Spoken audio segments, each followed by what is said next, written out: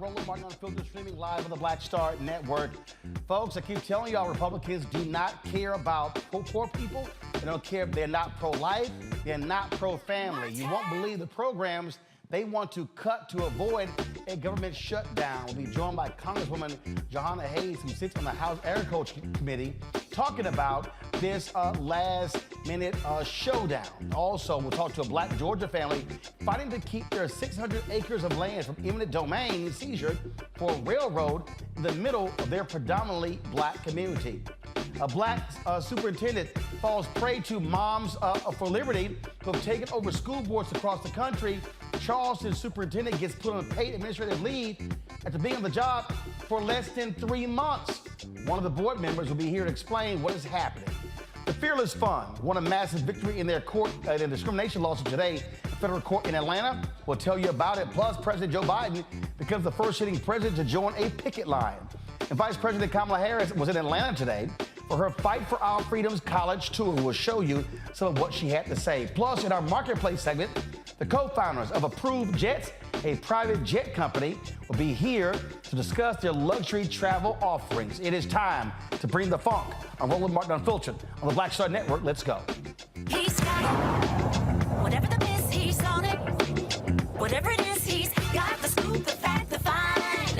And when it breaks, he's right on time and it's rolling. Best believe he's knowing. Putting it down from sports to news to politics. With entertainment just for kicks, he's rolling. It's on go, y'all. It's Roland Martin, rolling with Roland now.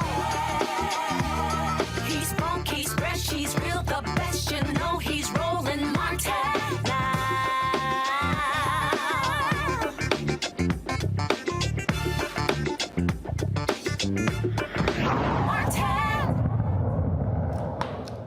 All right, folks, the fight to keep black land has been a battle African Americans have faced for centuries. And in Georgia, a railroad company is threatening to use the state's eminent domain laws to take away land from black folks so they can lay down a spur track right through the predominantly black community in Sparta, Georgia. A spur track is a stub track that diverges from the main or other tracks, providing access to industrial or commercial areas. It usually dead ends within an industrial area. Janet and Mark Smith, they're leading the No Railroad in Our Community coalition. They're trying to protect the 600 acres that have been in their family since 1926.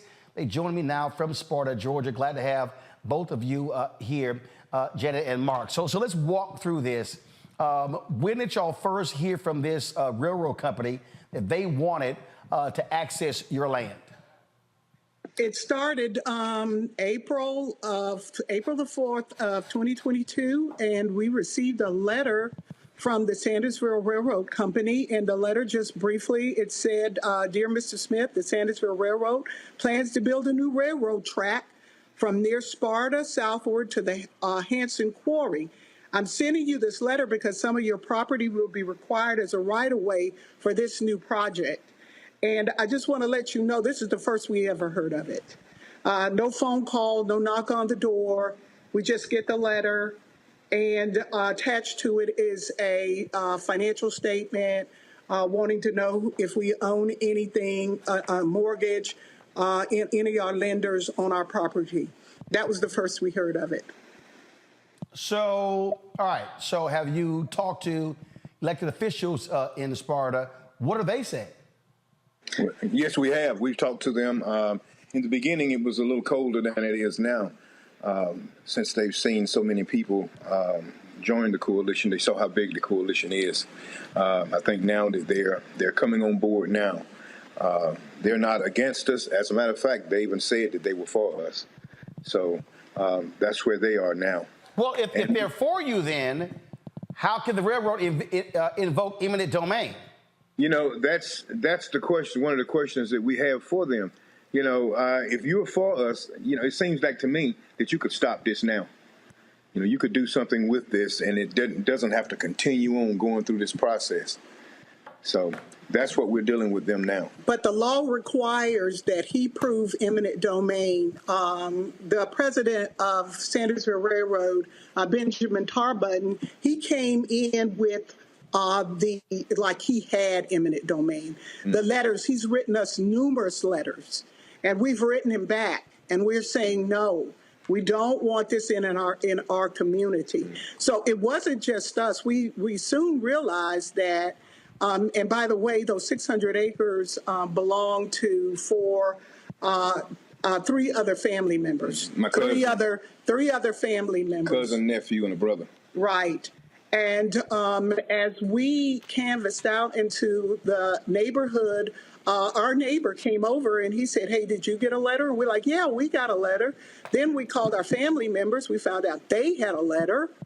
And then we soon found out that right now there's 18 property owners being represented by the Institute for Justice. But what our commissioner said was they don't get involved in eminent domain. He has eminent if the state of Georgia says he has eminent domain, he does. And that's how he came in that way, like he had eminent domain. Okay, so we've been fighting him. So the eminent domain. So eminent domain is granted by the state, not the county or the city? Right. By the state, but I think it has to be approved by the county, though. Yes. It has to be approved. But the process starts at the state level, which is where we are right now with the Georgia Public Service Commission. Our hearing is in November. So I guess what's jumping at me here, again, and like I get your point when you say how he's responding, how he's operating, because they probably have done this before, and his position is, look, we always get our way. Right. Yeah, that's it. Exactly. Mm-hmm. Exactly. When you talk about this coalition, how many people are now part of the coalition? We have about 60, all of our community, there are about 60 people in the coalition, 18 of actually are property owners. What happened is when we went out into the community, we found out that our neighbors, and when I say neighbors, country neighbors now, they're about 3-4 miles down the road. But we found out that the people who were located closest to the rock quarry, which is another issue, rock quarry asphalt plant, they received no letter. Mm-hmm. They never got a letter. And the reason they didn't get a letter is because they don't own the property in their backyard. But the train will be very close to their homes, though. Yeah, but he didn't need to get eminent domain for their property. Mm-hmm. He didn't need permission from their property. But he has to get ours to get there, to get to it. Right. 18 property owners. So there's 18 property owners who are actually the Institute for Justice, Southern Poverty Law Center, and Ogeechee River Keepers, who are our non-for-profits. They jumped in. We reached out. We reached out to the non-for-profits. We said, hey, look, we need help. We cannot afford legal fees.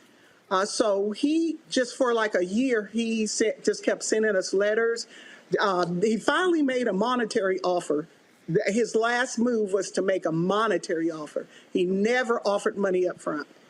So when he made that monetary offer, we all said together, we formed a coalition. We all said we knew what he was doing. He was sending us all the same letters. And so we said, no, there's no amount of money that you can pay us to lay track through our properties, especially since 600 acres, been in a family for almost 100 years.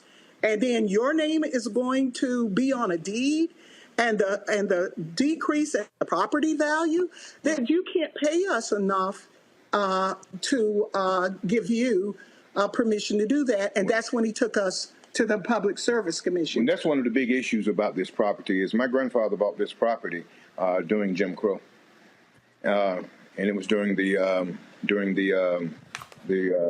Depression and Jim Crow. And they have worked and preserved this property for all of these years. They have been good stewards of it. They farmed it. We've used this. My grandfather used this land to educate his children. My father used it to educate us, and now we have used it for our children. And now he comes along after 100 years, or actually 98 years, and he wants to take that generational wealth away from us. Okay? So that's part of the problem there. You know, we've always worked to keep this property. We love this property. It's a beautiful place. And they're treating it like it's just a piece of land. It doesn't mean anything. The train track was actually going to go behind that pond that you just saw there. It was going to go behind the pond. We were going to be able to see it from our backyard. We're a little farther away than our neighbors, but we live in a senior citizen community. Most of right in the back of that, there was going to be a train back there. And we because we have the amount of property that we do, and because the land is limited to African Americans, especially in our county, it's a hunting area here. It's a hunting refuge here. A lot of people come here to hunt. So we, on our place, we allow people, any color, doesn't matter who you are, but especially African Americans, they can come, they can go fishing, they can hunt, they can relax here. Put a train, that's done. That's done. That's not going to happen. Have y'all been in contact with Senators Raphael Warnock and John Ossoff? We have been in contact with Senator Warnock. Yes, we have. And his aide. His aide actually came and spent the day with us. Yes, yes. How about the other Senator Ossoff? No, we have not been in contact with him. Have y'all reached out, or they have responded? No, we reached out, and there's been no response other than Senator Warnock's aide. When did y'all reach out to Senator Ossoff? No, we did not reach out to him. No. And no. I'm saying, but are you, I mean, look, you got two United States senators. Y'all should be reaching out to both of them. So you should be reaching out to Ossoff too. Yeah. Thank you for letting us know that. That's what we'll do. We will make sure we do that. Like I said, the hearing is in November. What about the state senator and the state rep from your area? Have yes, y'all? we have. Yes, we did. We reached out. We did. No response. We reached out to our representative, our state representative. And you got no Mac response? Jackson. His name is Mac Jackson. No response. As a matter of fact, when we had a meeting, it was a forum with Tar Button, his whole group, and with our coalition. He was there. Mac Jackson was there, but he was not there in support of us. So you reached out to Representative Mac Jackson, no response. Who is this? He's state rep or state senator? He's a state representative. Who's the state senator? Warnock. No. Warnock is the United States senator. Who's the state senator? Oh, yes, right. We got it. Yes, we have not reached out to him. I know who you're talking about. We have not reached out to him yet. Yeah, so you should reach out to your state senator. You should reach out to U.S. Senator John Ossoff. And then how many times have you reached out to Representative Matt? Is it Matt Jackson? Yes. Yes, we've reached out to him several times. Mm-hmm. Several times. Okay. Yes. He happens to be in the same town as Benjamin Tar Button. He lives in the same town. He lives in the same town. The night we had the town hall meeting, he walked right past me. I said, "Oh, you're here for us. Good." He walked right past me. He was there for Tar Button. He was there for Benjamin Tar Button. They live in the same town together. That's his hometown. Sandersville, Georgia. So hold on just 1 second. I just want to make sure for our audience, and y'all should be able to see this. This right here, hold up. Oh, we should pull up in a second. Give me 1 second. This is Matt Jackson right here. Mm-hmm. That's him. Yes, sir. All right. Well, we certainly going to reach out to him and find out why, what's his position on this and why he has not responded to y'all. Okay. All right. Now, I personally talked to him on the phone. I've seen him 2 or 3 times. And what did he say? He said he don't know anything about it. And we know he does. He said I'll investigate, and I haven't heard anything from him. And we've been going on since April the 4th. This has been going on. I write a monthly column, and Benjamin Tar Button, the president of Sandersville Railroad, Mac Jackson, they both get it. They see it. We have prayer rallies once a month in front of our courthouse. They know we've been protested, but we haven't heard anything from Mac Jackson. Okay. Well, we'll find out as well. Well, we appreciate that. Keep us abreast what happens with this story, okay? All right, thank you. All right, Mark and Janet Smith, we appreciate it. Thanks a bunch. We'll be back on Roland Martin Unfiltered right here on the Black Star Network. Hatred on the streets, a horrific scene, a white nationalist rally that descended into deadly violence. White people are losing their damn minds. As an angry pro-Trump mob storms the U.S. Capitol, we've seen shutdown. We're about to see the rise of what I call white minority resistance. We have seen white folks in this country who simply cannot tolerate black folks voting. I think what we're seeing is the inevitable result of violent denial. This is part of American history. Every time that people of color have made progress, whether real or symbolic, there has been what Carol Anderson at Emory University calls white rage as a backlash. This is the rise of the Proud Boys and the Boogaloo Boys. America, there's going to be more of this. Here's all the Proud Boys, guys. This country is getting increasingly racist in its behaviors and its attitudes because of the fear of white people. The fear that they're taking our jobs, they're taking our resources, they're taking our women. This is white fear.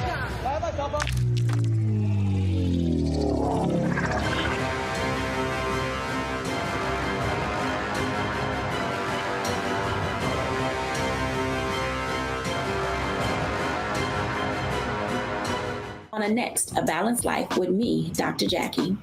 Staying balanced is tough enough with the normal day-to-day stuff going on. But what happens when we get the unexpected? It may come crashing down through a bad diagnosis for either you or a loved one. My son, he actually was diagnosed with non-Hodgkin's lymphoma, and it came out of a very challenging time in my life. I had a lot going on with starting a new business. How to cope and even stay balanced when even the walls are crashing in. That's on the next A Balanced Life with me, Dr. Jackie, here at Black Star Network. Farquhar, executive producer of Proud Family. You're watching Roland Martin Unfiltered.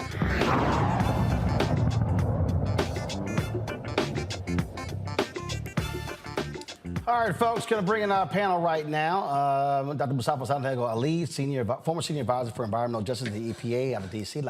Dr. Larry J. Walker, assistant professor, University of Central Florida, out of Florida. Dr. Nyambe Carter, associate professor, University of Maryland School of Public Policy, out of Washington, D.C.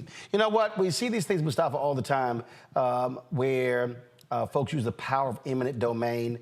Politicians, they align with business interests all the time. But we're seeing more and more of these stories of black folks, again, being targeted for their land. Yeah, we know that historically, you can go back to the Federal Highway Act of 1956 and how it was used to break up black communities, to actually bring pollution into certain communities and dump off wealth in other communities. So we're seeing, you know, some of these old things from the past coming back again. We got 160,000 miles of railroad in our country. So to think that we need to build 1 mile additional makes no sense, because we saw what happened, you know, there in Ohio not long ago, and we know that we have 1,000 train derailments every year. So there's so many different dynamics to this story of reasons why they should not be doing it. And of course, taking away black folks' opportunity to build wealth through their land is one of the main reasons that they should not be moving forward.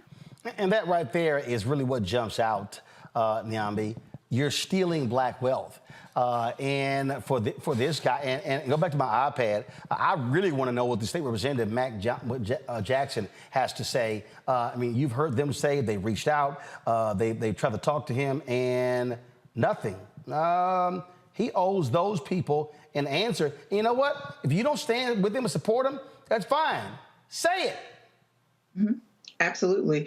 And I think this is the point that Mustafa was making. Our communities are always seen as expendable, that there's always some price if we get paid at all, that our communities just don't matter as much to us, that we don't care about these things, that we don't have sentiment attached to these spaces. And I think, whether we're looking at Durham or Detroit or any other major cities, Miami, right, Black communities are decimated all the time. And here you have this family that is talking about there is no price. And yet you still have this person pushing to build the technology that, quite frankly, isn't very useful for some of the reasons that Mustafa talked about, and the fact that we've disinvested from the infrastructure that we already have. So to do this, I think is just going to be a catastrophe and a real injustice to this family. And I agree with you that this representative owes these people at least an acknowledgement of their complaint, or why he thinks this is a good idea to build this train track on their land. And as they say, devalue their land and provide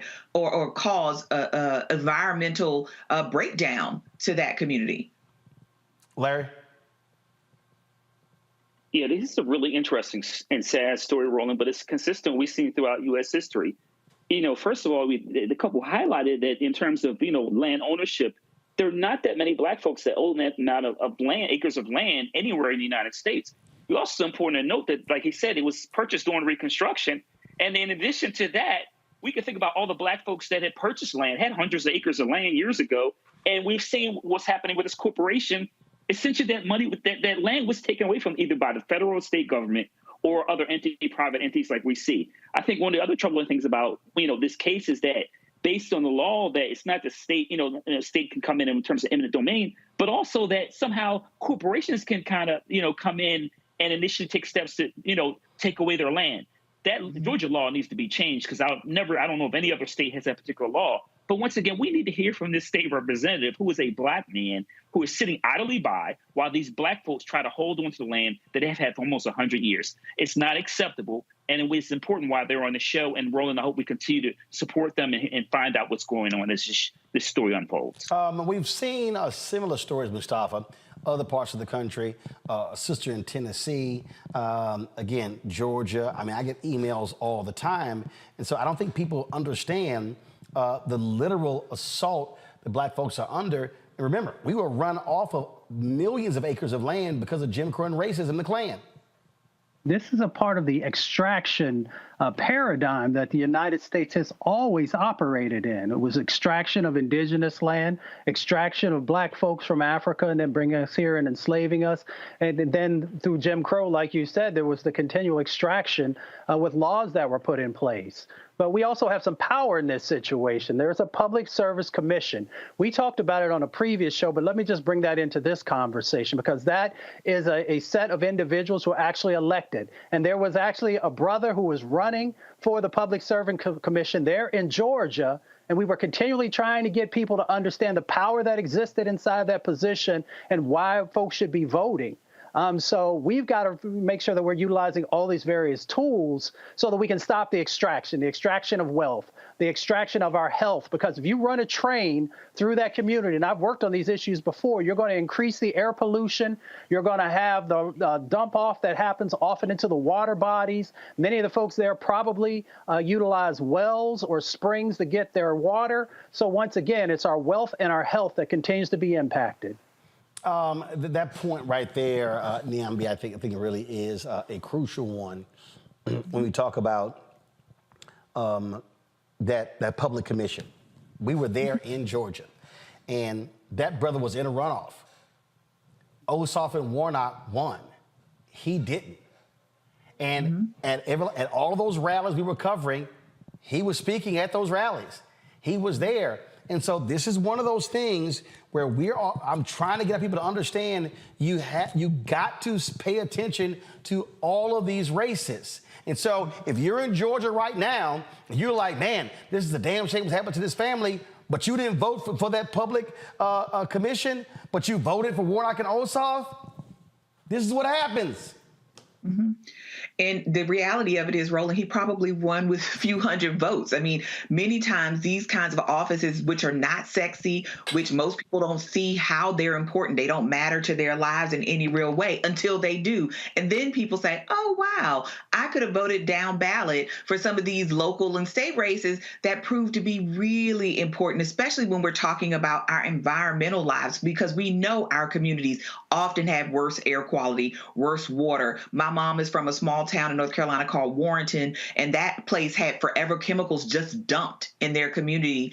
And no one was ever really brought to justice for that. It was Black people who laid down in the street to prevent those trucks from coming through, because the very people that were supposed to protect them left them out to dry, right? Because they were undereducated, they were a poor community. And I think we're going to see this again and again. If not here, it's going to be somewhere else the next time, because these kinds of down ballot races, again, for things that people don't think of as important, we don't talk to people about who their dog catchers are, who their neighborhood advisory commissioners are. We don't say enough about that. We focus a lot on the federal level, but these people have a lot of power. And in this moment, where we see that a Black family's land hangs in the balance, these people are extremely vital to our lives.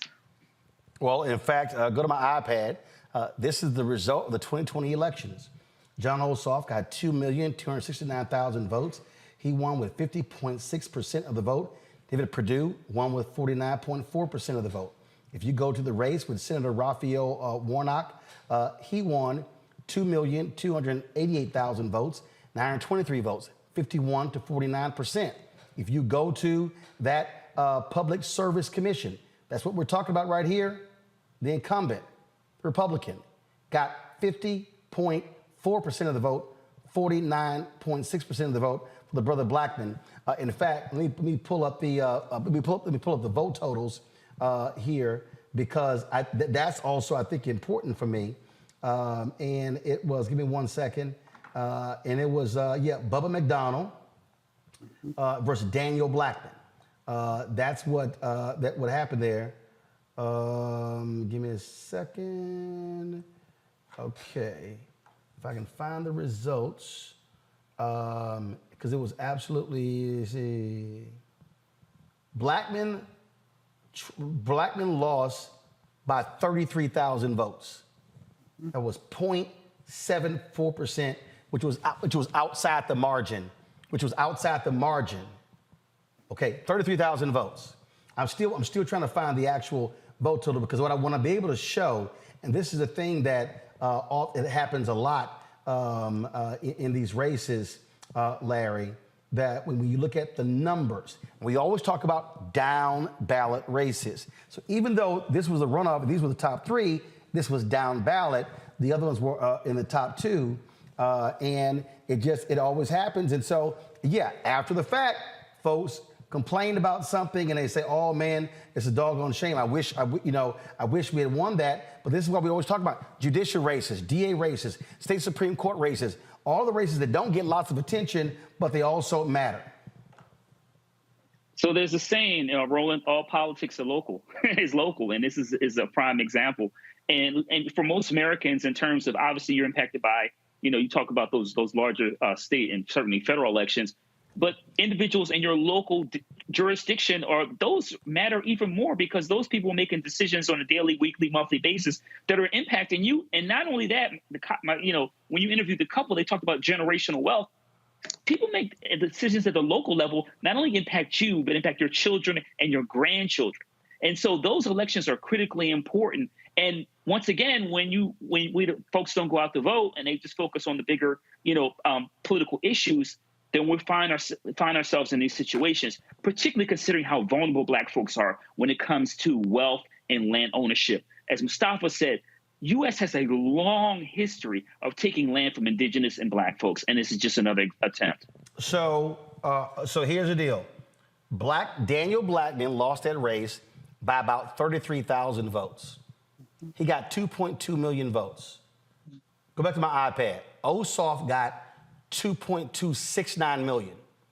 Had 69,000 of the people who voted for John Ossoff voted for Daniel Blackman, he wins that race. Had 88,000 of the people who voted for Raphael Warnock voted for Daniel Blackman. He wins that race. And in fact, if I look at Ossoff's numbers, and I look at the guy Bubba McDonald, he got 2,234,000 votes. So he got less than Warnock and Ossoff did. But again, had folks voted in that race at the same clip, so let's say, take Warnock out. If the same number of people who voted for Ossoff had voted for Blackman, he wins. And you actually would have at least a Democrat on that commission. Folks, every single race matters, and it doesn't matter until you need it to matter. And that's the thing that we gotta be talking about.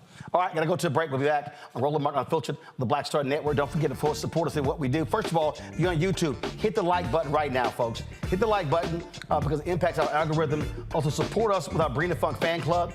Our goal is to get 20,000 of our fans contributing on average $50 each. That's $4.19 a month, 13 cents a day. To support us, send your check and money order to P.O. Box 57196, Washington, D.C., 20037-0196. Cash App, $RM Unfiltered, PayPal, R Martin Unfiltered, Venmo is RM Unfiltered, Zelle, Roland@RolandSMartin.com, Roland@RolandMartinUnfiltered.com. Be sure to download the Black Star Network app, Apple phone, Android phone, Apple TV, Android TV, Roku, Amazon Fire TV, Xbox One, Samsung Smart TV, and be sure to get a copy of my book, White Fear, How the Browning of America is Making White Folks Lose Their Minds, available at bookstores nationwide. Download the audio version on Audible. We'll be right back.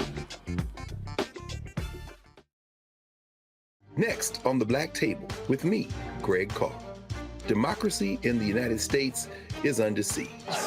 On this list of bad actors, it's easy to point out the Donald Trumps, the Marjorie Taylor Greens, or even the United States Supreme Court as the primary villains. But as David Pepper, author, scholar, and former politician himself says, there's another factor that trumps them all and resides much closer to many of our homes.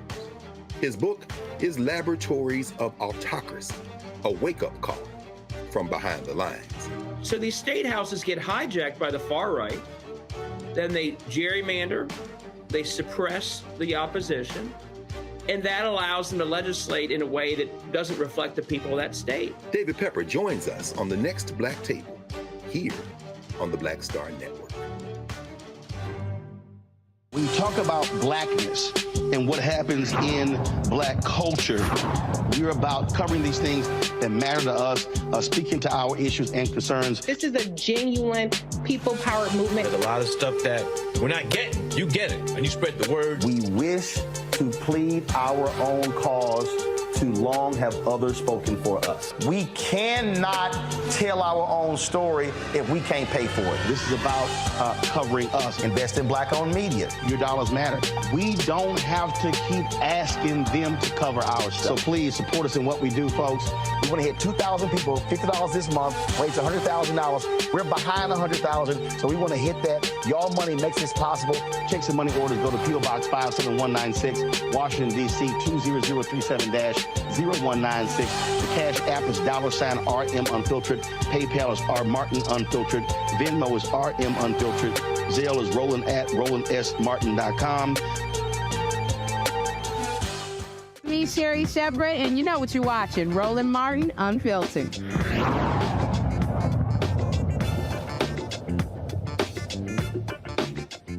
Again, you heard me say over and over and over again, every election matters. 2020, 2022. I told you that these crazy nutcase people like Moms for Liberty were going to be coming after school board races. That's exactly what happened. A lot of us didn't turn out. A lot of us didn't vote. And all across the South, Florida, North Carolina, South Carolina, and other places, these Moms for Liberty candidates have been taking over school district boards, and one of the first things they've been doing is firing black superintendents. Well, guess what? It's come to Charleston, South Carolina. Again, here in Charleston, South Carolina, a black superintendent who's been only on the job since July is now on administrative leave. Why? Because there was a 5-4 vote by the board during Monday night's meeting of the Charleston County School Board of Trustees, where Dr. Eric Gallion was placed on leave. One of the board members who voted against placing Gallion on leave joins us from Charleston, Courtney Waters. Courtney, glad to have you on Roland Martin Unfiltered. He was supposed to present a report of what he's been doing, plan of action, since taking over. Never got a chance to do that, correct? He eventually did that after he had been placed on administrative leave. He actually suffered the indignity of having to continue that meeting. So you're on the board. Any reason given why he's on administrative leave? Yes. Essentially, there was a claim made by an employee, and he was put on paid administrative leave as that claim is being investigated. There's a claim. Is it workplace harassment? Is it he was mean to them? It is hostile work environment. Okay, so one employee makes a claim of a so-called hostile work environment, and the action of the board is to immediately go to administrative leave? Is that what normally happens? No, never. So typically there are numerous processes that are followed prior to taking any action against the superintendent, but this was done under the guise of protecting him so that he could be away from her as this investigation continued. But it's very important to name that just 2 weeks ago at a meeting, there was an executive session called at the last minute to discuss his contract.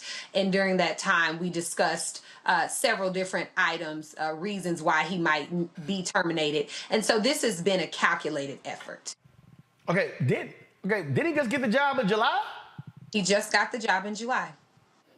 So all of a sudden, we got massive problems? Sure.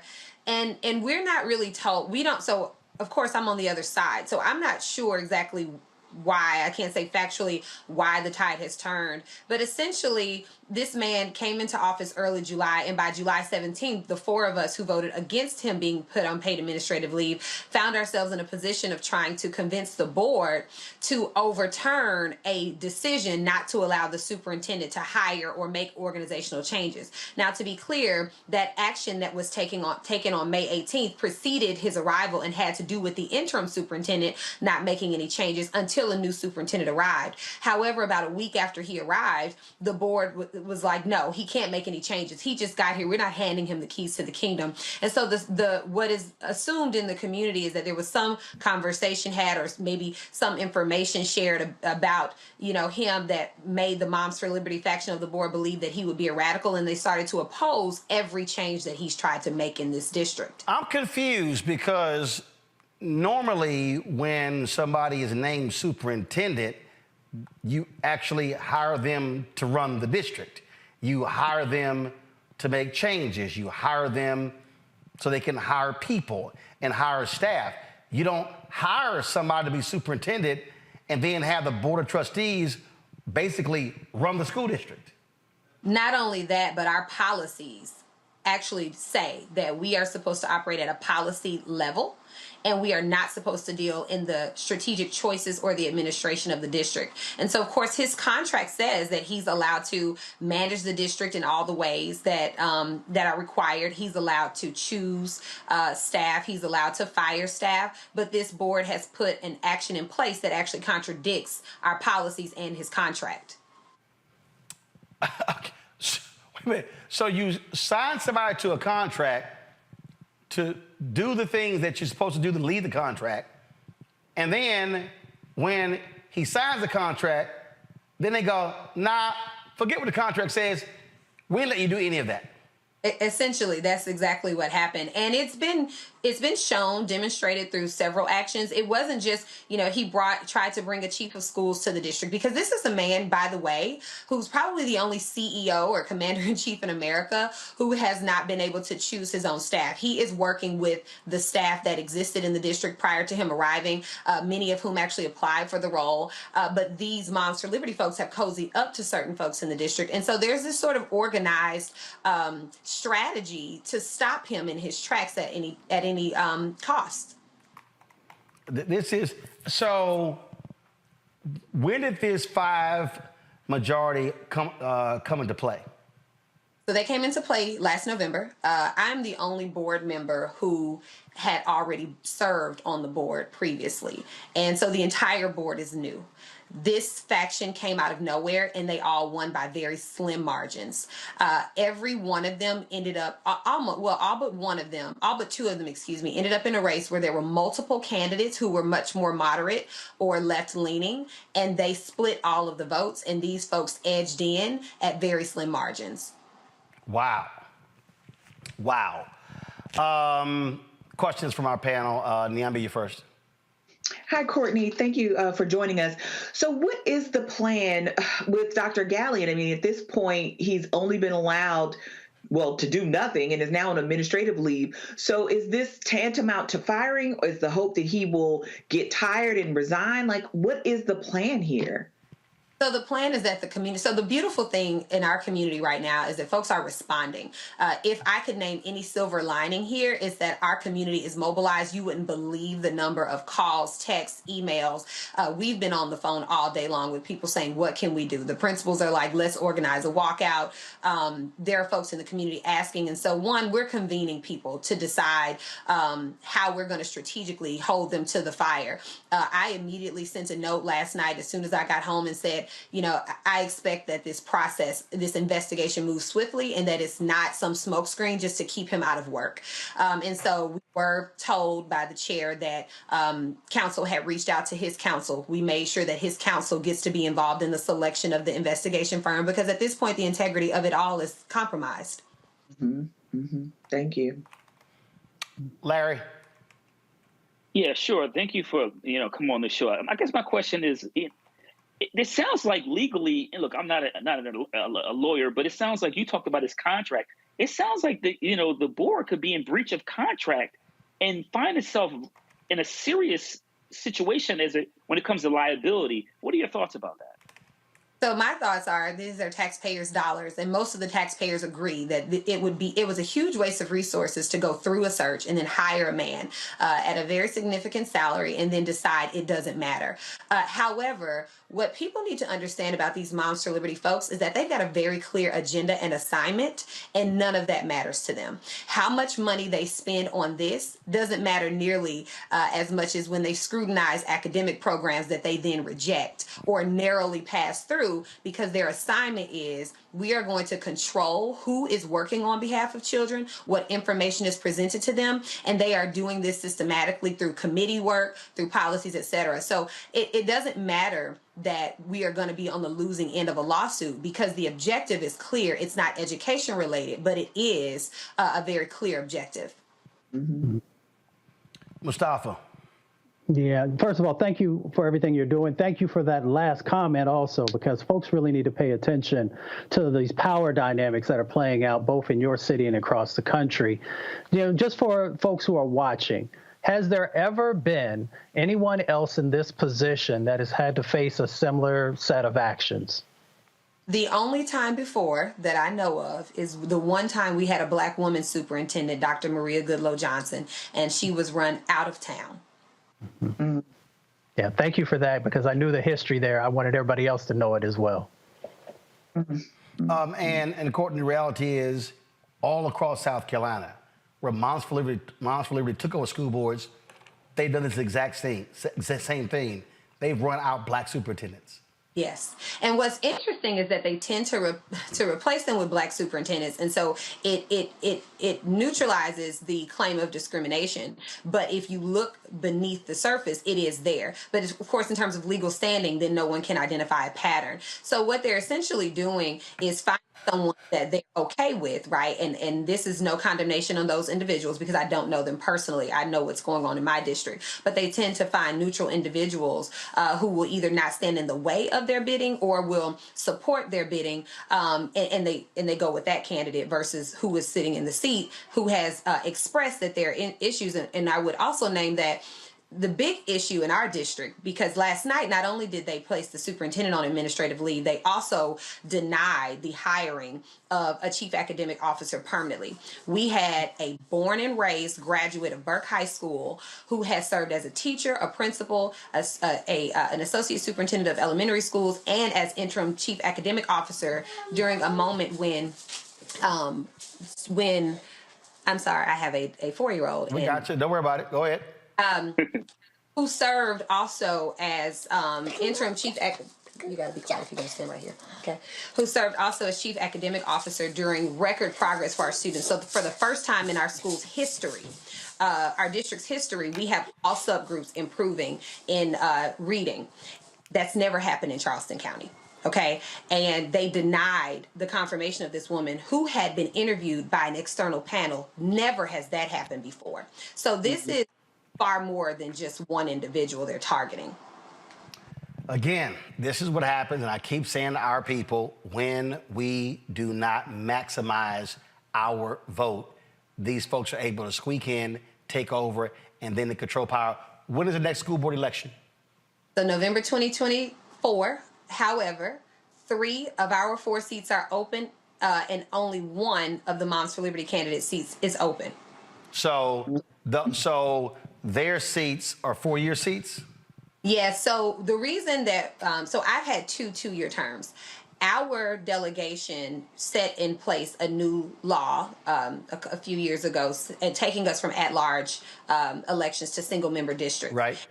That it was decided that all of the even-numbered districts would start with 2-year terms and the odd-numbered districts would have 4. And so they knew that. They had laid this plan long ago, and they made sure that they got their candidates in those longer-term seats, while our community really wasn't paying attention to that level of strategy. So those seats are not up till 2026? Correct. But if we can change just one of them, we would have the 5 and they would have the 4. So there is still hope, and I hold on to that all the time. When you say if we change one of the 5, so one of those 5 seats is up in 2024? Yes. Gotcha. All right. Well, certainly keep us abreast of that particular seat because, and like I keep saying, there has to be, again, long-term thinking when it comes to these races. Courtney, we certainly appreciate it. Good luck. Keep us abreast of what happens to this brother. Thank you. Thanks a lot.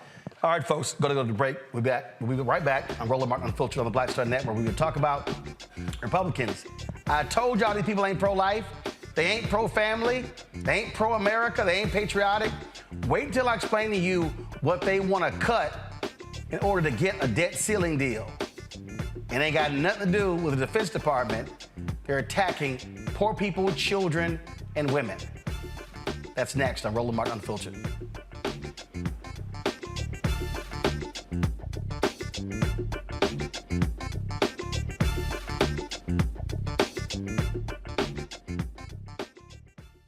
All change is not growth. Right. But thoughtful change is real good fertilizer. And that's what has been so beneficial to us. But you also were not afraid of the pivot. Well, and I'm a black woman in business. Come on, I don't care how I dress up. I don't care who I'm speaking with. I don't care what part of the world I am in.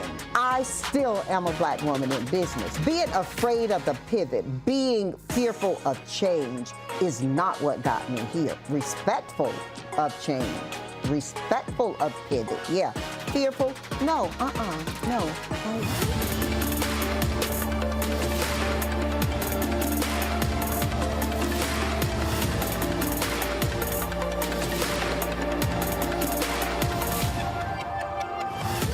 Next on The Frequency with me, Dee Barnes, the amazing Drew Dixon. She gives us the details behind the HBO documentary that shed light on the alleged sexual assaults by Russell Simmons. And we're talking about the Netflix documentary, Ladies First, right here on The Frequency on the Black Star Network. On the next Get Wealthy with me, Deborah Owens, America's Wealth Coach, less than 5% of the top executive positions in corporate America are held by women of color. We know it's not because of talent. A recent study says that it's microaggressions, unconscious bias, and limited opportunities being offered to women of color. On our next show, we're going to get incredible advice from Francine Parham, who's recently written a book sharing exactly what you need to do to make it up into the management ranks and get the earnings that you deserve. I made a point to sit down and I made a point to talk to people. And I made a point to be very purposeful and thought-provoking when I spoke to them. That's right here on Get Wealthy, only on Black Star Network. This is Essence Atkins. Mr. Love King of R&B, Raheem Devon. It's me, Sherry Shepard, and you know what you watch. You're watching Roland Martin, Unfiltered.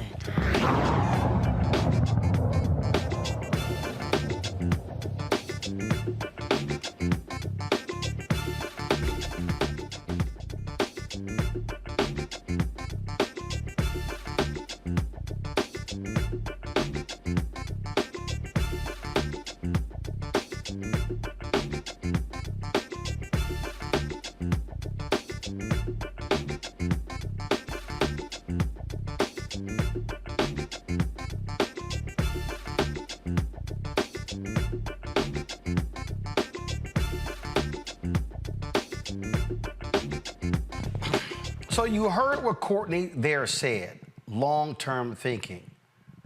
That's what Moms for Liberty, they've been doing. Steve Bannon said after the 2020 election, they were going to be going after these school board races. There is a clear and defined plan of attack by these right-wing folks, well-funded, to go after these institutions. This is what I keep telling us. And I keep hearing people sit here give me all these excuses about who's not doing what. And so what now happens? When they take over school boards, they control the superintendent. They control the contracts. They control the hiring. They control the curriculum. They control the hiring of teachers. They control all of these things. So all this, when you see these banning of books and things along those lines, school boards. This is the education of our children. You look at a lot of these places in South Carolina, these are majority black areas. And you've got white folks now controlling these boards. At some point, Larry, our folks are going to have to understand that we're in the exact same battle as we were during Jim Crow, during the early 70s. And too many folks, frankly, are sitting on their asses, not organizing, not mobilizing, and not creating plans to counter the attacks of the right wing. You're absolutely right, Roland. And the thing about it is, you know, we talk about, you know, these, particularly obviously now these local elections. The United States is in steep decline. And I don't think people really understand. We're talking about Moms for Liberty. This is, before we talked about the issues relating to Tea Party, you know, when it comes to Obama, during the Obama administration, this is consistent in terms of when you see when countries have, Democratic and then find a decline, whether it's the local, state, or federal elections. And so, but we need Black folks to come out and vote, because the next year, it's going to be critical. Whether we consider we're still, considered a democracy or a totalitarian nation that's ruled by individuals who don't care about Black, who don't care about Latinx folks, members of the LGBTQ plus community, anyone who is different. They will other you, and then all your rights will be stripped from you. And it essentially will have is minority rule. That is not a democracy. And if folks don't consistently come out to vote, not just next year, but every election cycle, 2 to 4 years, then we will find ourselves in a situation. We're essentially fighting. It's like we're fighting against the tide.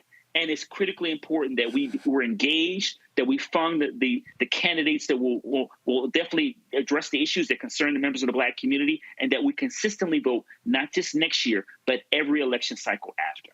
You know what? There's this great scene, Niambi, from Scandal, where the Joe Morton character is talking to Kerry Washington, where he says, you're running around in a field of bombs that are going off, and you act like it's a field of daisies.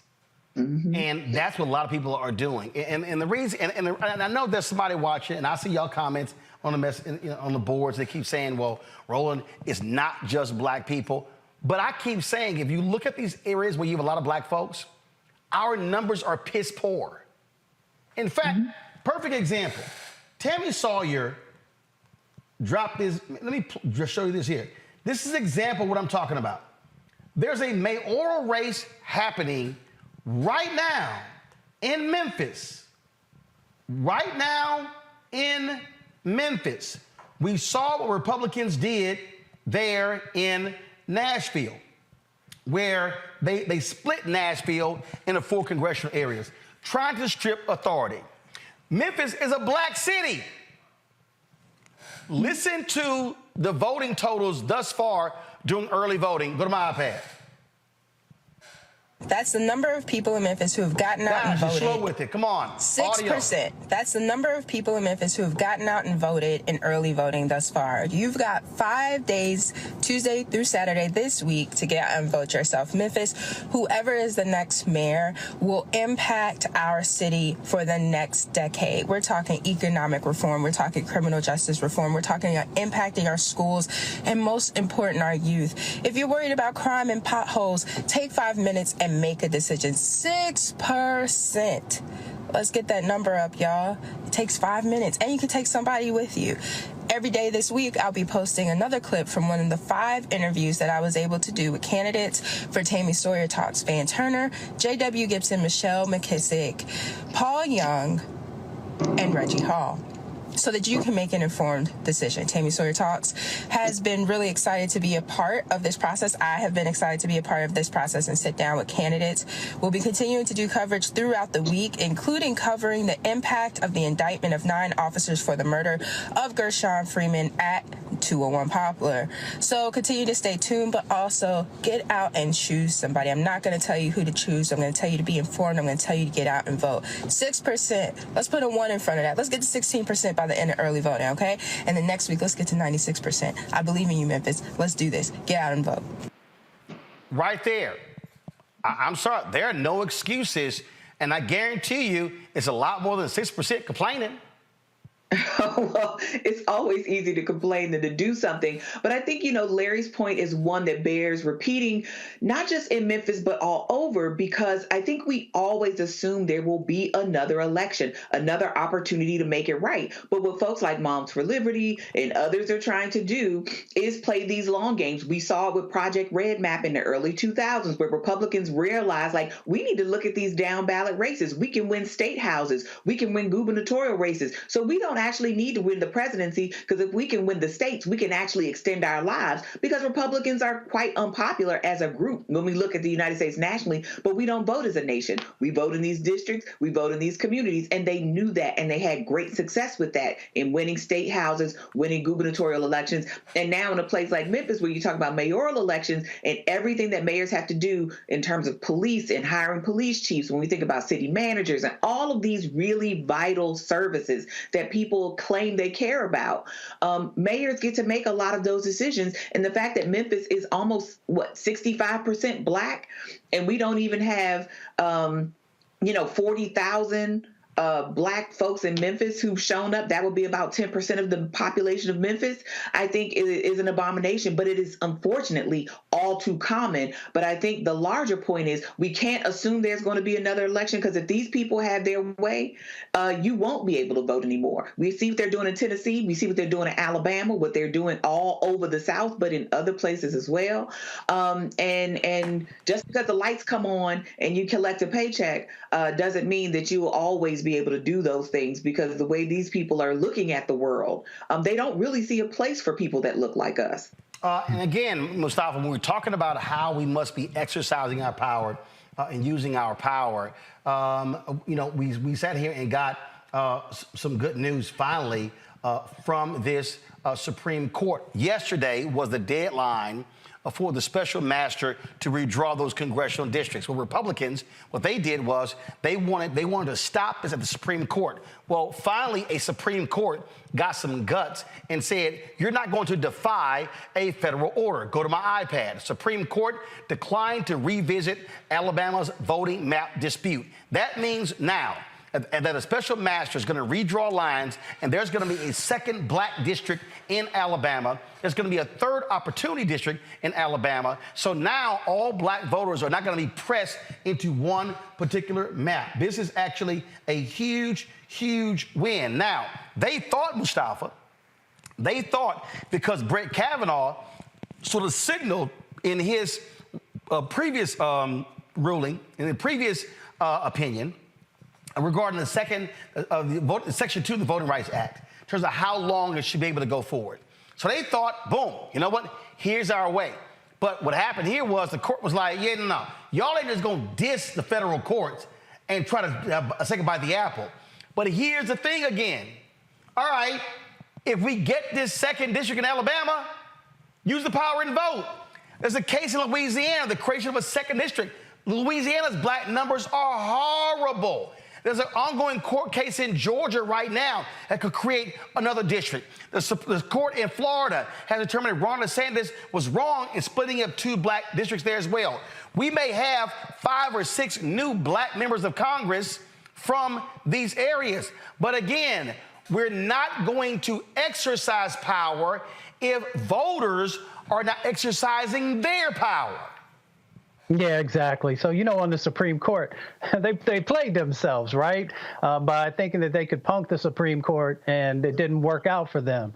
So, but out of that also comes this opportunity that you talked about. I used to teach this class on power dynamics, and we know that a lot of folks, especially who come from our communities, often don't believe that they deserve power or that power is going to play out for them in a positive way. So we've got education that we have to do to help people to understand and to better be able to utilize their power. When you talk about, you know, these new sets of opportunities that are going to present themselves, what are we going to do with that?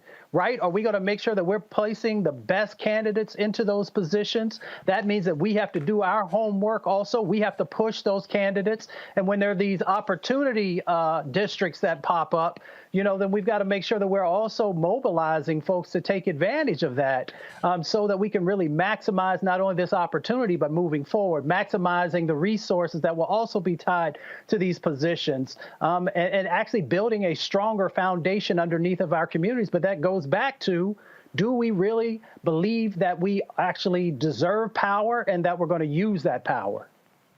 Again, I need folk to understand what's going on here. And I think a lot of people are sleepwalking. This Supreme Court decision is huge. Very good news for the folks in Alabama. But, and I keep telling y'all, and folks, do me a favor, please stop listening to these yahoos running around with their alphabet groups talking about black power this and black power that and how we need reparations. But now they're talking about, oh, yeah, Trump, he's growing on me. I'm like, you know how stupid you are? You know how stupid you sound? Moms for Liberty, those are MAGA people. Those are MAGA people. You put Trump back in, you're empowering him. And I don't want to hear nothing. I had some fool go, well, that's right. Well, yeah, you're not going to shame me to who I voted for. Well, guess what? You're stupid. Because I love these so-called reparations advocates who are also anti-immigrant folk, and they madly support deportation and all of that. Was cracking me up. The folk who y'all talk about voting for, none of them want to give your ass reparations. Not nail one. You can't show me a Republican in Congress that wants to do that. But y'all want to sit here and flirt with Trump. Okay, be stupid and then see what happens. But I'm telling to the rest of the folks, understand what is going on at play. The white right wing, I didn't say the right wing, the white right wing. Their strategy is to go after anything and everything in this country that's black and minority. Take your pick. That's what they want to do. Here's what they know. And all y'all people who, if you think I'm playing, go ahead and F around and find out. Their plan right now is to absolutely target the federal workers. They're targeting state workers. They're targeting county workers. They're targeting city workers. They're targeting school board workers. African Americans disproportionately have high five-figure and six-figure jobs in government because we've been frozen out of corporate America.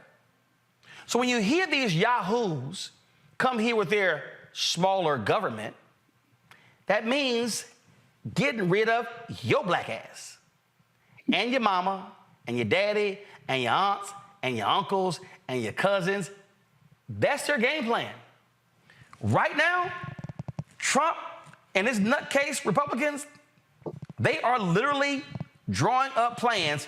Axios has reported this. Politico has reported this. The New York Times has reported this.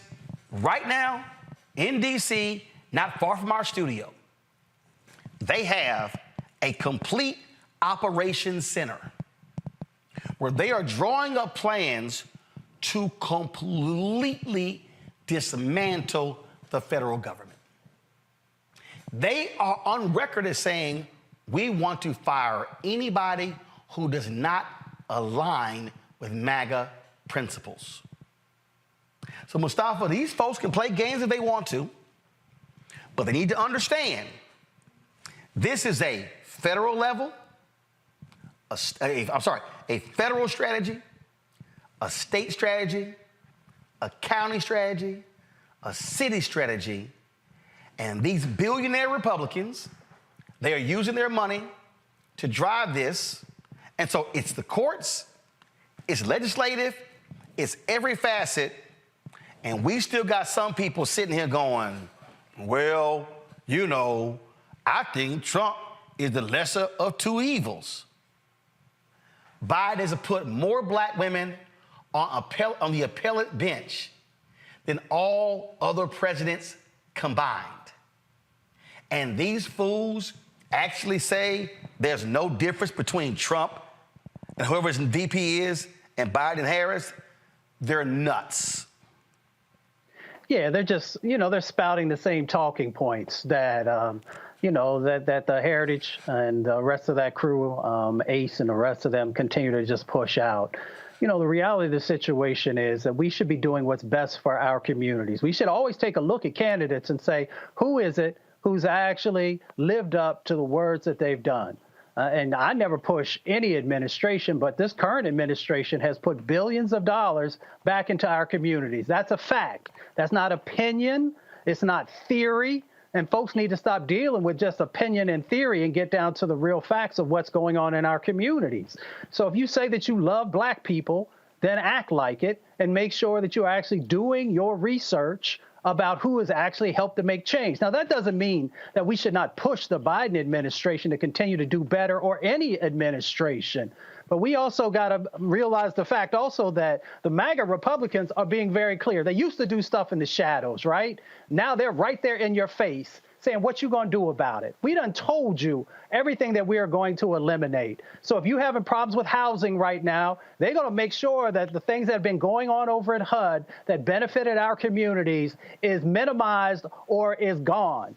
The things that happen over transportation, making sure we have transportation policy that's no longer disproportionately impacting our communities, they're going to get rid of that. When you look at the Environmental Protection Agency and all the black and brown folks are walking around with all these diseases because you've been breathing in toxic air and drinking toxic water, they tried when Trump was in to actually eliminate environmental justice. And then enough of us got together and pushed back and stopped them. But they're going to get rid of it this time if you give them a second bite at the apple, because they're much more strategic now. They know how the government works. They know where the levers are, and they know how to eliminate your ability to have anything positive happen inside of our communities. So if you want to play around, you go ahead. But you also look your children in the eyes, and you look your grandmother in the eyes when those benefits that they needed are no longer there because you wanted to take and, play around in these types of situations. This is not a game. I talk to all kinds of people on Capitol Hill in these strategy sessions, but I'm also out there in the streets working with over 1,000 communities in my career. So I wouldn't come on TV and tell you something that wasn't true. But there's a whole bunch of other people. I don't know where they're getting their funding from. I don't know what their agenda is, but they're sharing with you things that is not beneficial for our community and will end up killing Black people, will end up making Black people sick, and will continue to extract wealth from our communities if we don't check individuals who are saying things and doing things that is not going to help us to move forward in this decade. And for people to understand Niambi, to like literally understand how deranged these people are, keep in mind the number of Black people in Alabama. This literally is the statement from the Republican Alabama Attorney General, seething at the Supreme Court ruling. But I want people to see the first line of his statement. Go to my iPad. My fellow Alabamians, no. What it should say is my fellow white, right-wing, conservative, Republican Alabamians. Because clear, the white attorney general, the white Republican attorney general of Alabama don't give a damn about Black people, because this is what he literally says. The state will now be encumbered with a racially, go to my iPad. The state will now be encumbered with a racially gerrymandered, court-drawn map for the 2024 election cycle. I'm sorry. Y'all asses got busted because you dissed Black people. You ignored Black people. You packed Black people. And the courts busted your racist maps. So I love it how the racist map makers now want to call it racist that they got busted. Back to my iPad. This fool writes, and it should say again, the white right-wing Alabama legislature, because it was Republicans, it wasn't the Democrats, passed a, quote, fair and reasonable map in 2021 that mirrored what multiple federal courts had blessed in years past. When the U.S. Supreme Court held that the map likely had discriminatory effects, the legislature went back to the drawing board and settled on a map that took out the purported discrimination and applied neutral principles fully and fairly. That's a lie. Y'all, it's a straight up lie. It is now clear that none of the maps proposed by Republican supermajorities had any chance of success because y'all are racist, because y'all were dissing the Black people. I love this. Treating voters as individuals would not do. Actually, Supreme Court was saying one man, one vote. So they actually were saying individuals. Back to my iPad. They then go, instead, our elected representatives and our voters must apparently be reduced to skin color alone. Yes, y'all said white was right. You. Go back. No Alabamian, Black, white, Republican, Democrat can look at the court-drawn maps that will soon be imposed on us and see anything other than the prioritization of race above all else. No, nice try. These, Niambi, if you read further this letter is literally a Jim Crow era letter. There should be nothing more offensive, go back, to the people of our great state than to be sidelined in 2023 by a view of Alabama that is stuck in 1963. This racial agenda is pressed by left-wing activists, not just in Alabama, but in any Republican state where it might advantage Democrats. If this brazen and divisive commandeering is permitted without even a whisper of concern from other quarters, America's congressional elections, as we know them, will never be the same. Niambi, I swear George Wallace could have written this in 1963. Right now, in 2023, this is the language of that the white Dixiecrats used against black people, and they're doing the exact same thing. Well, absolutely, because trying to get something that looks like equality is oppressive in their perspective, right? Because they want it all. Because when you look at that map, I think it's really rich that they say that Alabamans are reduced to skin color when they so obviously pack as many black voters as they could into that singular district. I mean, the fact that they're even squabbling over one more black representative potentially out of the other representatives from that state, I think even tells us something, because even one additional black representative is one too many for these people, because what they want to do is squelch black Alabamans. And because they've been caught on the mat, because they've said they've tried to seek relief from, again, an additional district. It's not as if they said there could be, you got to draw all the districts in a way that blacks are the majority of the whole state representatives, right? But the way that they're talking about it, you would think that's actually what we're talking about. So I think when you're the oppressor and somebody says, hey, you can't keep doing this to people, and you have to slightly behave, everything looks like oppression to you. But I think this is, to Mustafa's earlier point about people who like to be contrarian just to sort of be a free thinker, independent thinker. There's nothing that we can sort of both sides about this. What is happening to black folks in Alabama and many other states, as you mentioned, Louisiana, Mississippi, and so many others, that is not by happenstance. That's not about free thinking. That's not having a different worldview.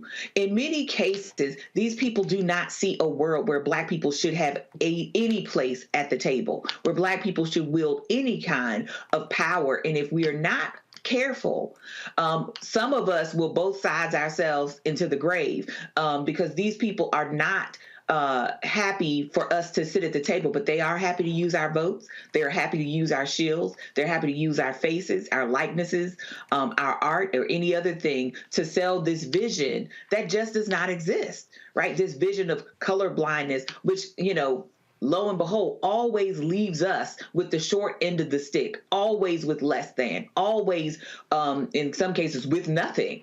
And so I find it really interesting that Alabamans, white Alabamans, and this state attorney general and even state legislators are complaining about the fact that they cannot continue to discriminate against black folks while claiming they're being discriminated against because somebody told them to cut it out. It's utterly hilarious. All right, I go to a break real quick. We come back. Folks, Republicans, I told y'all the people ain't pro-family, they ain't pro-life. Wait until you hear what they want to cut to keep the government open. You're gonna be shocked and stunned. Plus, we'll talk to two brothers who own a private jet company. That's right, black folks fly private. We'll talk about that next. Roland Martin, Unfiltered, the Black Star Network.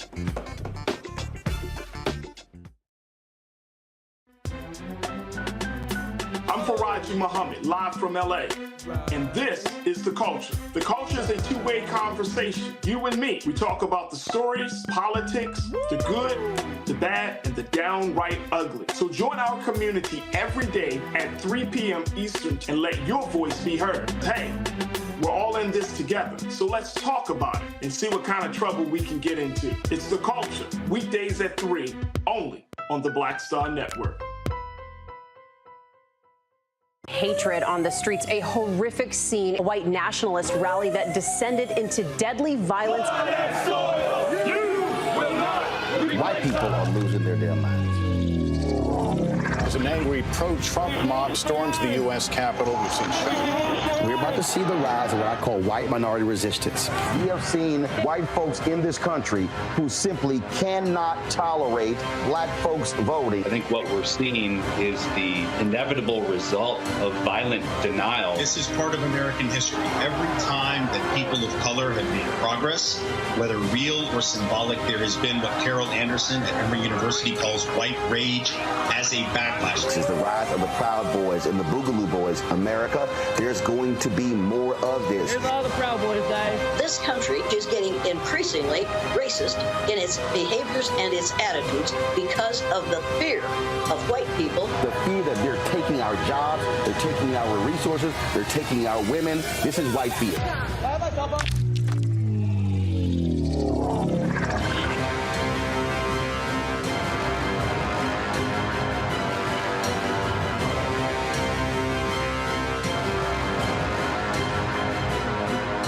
Next on The Frequency with me, Dee Barnes, the amazing Drew Dixon. She gives us the details behind the HBO documentary that shed light on the alleged sexual assaults by Russell Simmons.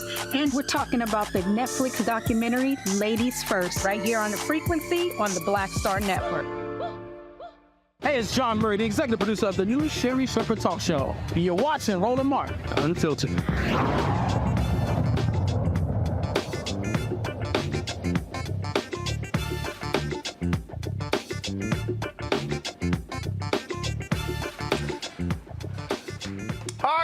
Republicans want to shut the government down because they're like, yeah, we didn't accept anything when it comes to these spending cuts. Well, guess what? They want to cut a whole bunch of stuff. But, you know, they always seem to be targeting women and children and poor people. Yeah. Oh, they're not targeting other stuff. They're not targeting, this is a live look of the debate right now on the House floor. They're not saying, you know what? We've got billions being wasted in the Department of Defense, so let's not give them another 30, 40, 50, 60, 70 billion dollars. No, let's just keep screwing over the poor people. Yeah, that's what they're saying now. So their latest proposal is unbelievable in terms of what they want to cut. They literally want to cut, listen to me, money for home assistance, money to heat homes, low-income women and children, nutrition programs. Yep, that's what they want to cut. Joining us now is Congresswoman Jahana Hayes of Connecticut. She sits on the House Agriculture Committee. Glad to have you on the show. Congresswoman, this is why I just keep saying that Democrats should never let them play this game when they go, we're pro-family, we're pro-life. You can't be cutting food for children and low-income people and call yourself pro-life when 30,000 Americans die annually from hunger. Well, thank you, Roland, for having me, and you are absolutely right. And I warned against this. When we negotiated the debt ceiling, the Republicans gave us a hardline number and cut SNAP benefits at that time.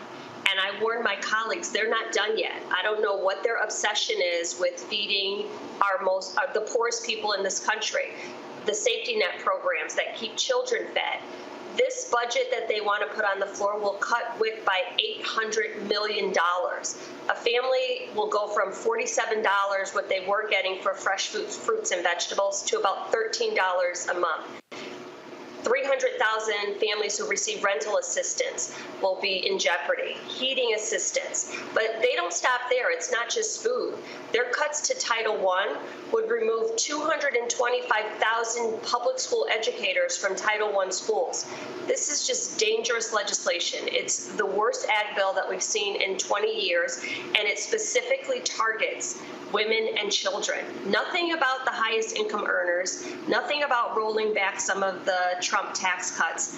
Every cut in this budget is to women and children and the most marginalized, poorest families in this country. Oh, let's talk about Pell Grants. They want to cut, same thing. So all of you college students vote Republican, guess what? They're coming after you. Yes, absolutely. All the safety net programs that are meant to help stabilize families and get people on their feet so that they can earn a living, all those programs are being cut. And it's targeted with just forensic precision, the way that this bill is drafted, because to your point in your opening, the defense bill is increased. The defense budget is actually even more than the president asked for. So when you look at the top lines for the budget, people may say, oh, well, it's not that big of a cut. It's because defense went up and all of our safety net domestic spending went down. And I don't understand how. I mean, I am someone who supported funding for Ukraine, and I still do. I think that that is critical. But how do we not take care of American families right here in this country? How do we not feed American children right here in this country? This bill also cuts about 70% of global food aid. That is part of our global security.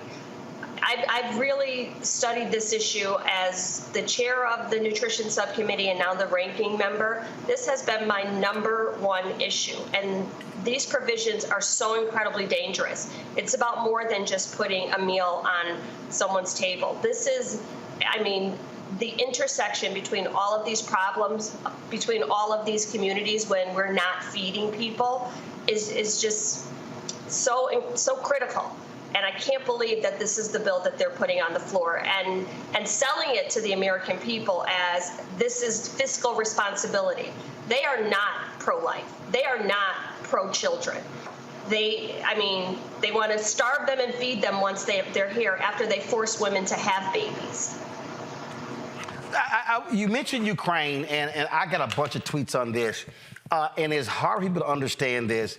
A lot of people, I see them complaining about the amount of money. A lot of black people hit me all the time complaining about the amount of money that we're sending to Ukraine. And I got to keep reminding people, if Putin takes Ukraine, he's going to target NATO countries next. Based upon the NATO agreement, if any NATO country is attacked, we have to defend them. So the reality is, we're going to spend money now or later. So supporting Ukraine is to keep him from getting Ukraine and trying to reassemble the old Soviet Union, which cost us way more money than what we're spending right now. You're absolutely right, Roland, but it's a really hard sell when you're talking to American people who are struggling. When I go back home and the people in my community who are struggling to feed their children, and I'm trying to explain to them exactly what you just said, and it's hard to make the case or to make a compelling argument or bring them to a place of understanding when time after time, programs like all of the ones I just said, rental assistance, food assistance, heating assistance are being cut. Those people feel like the American government is not on their side. And it's really hard. How do you blame them? And I go home all the time and try to make this argument to people because you're absolutely right. Our democracy is on the line. We're at a point where if we lose elections, you don't just lose the election. We could risk losing our democracy. We could risk never getting these programs back. We can risk our global security. So we have to do both of these things at the same time. Fund things like our aid to Ukraine, but also fund programs that support the American people.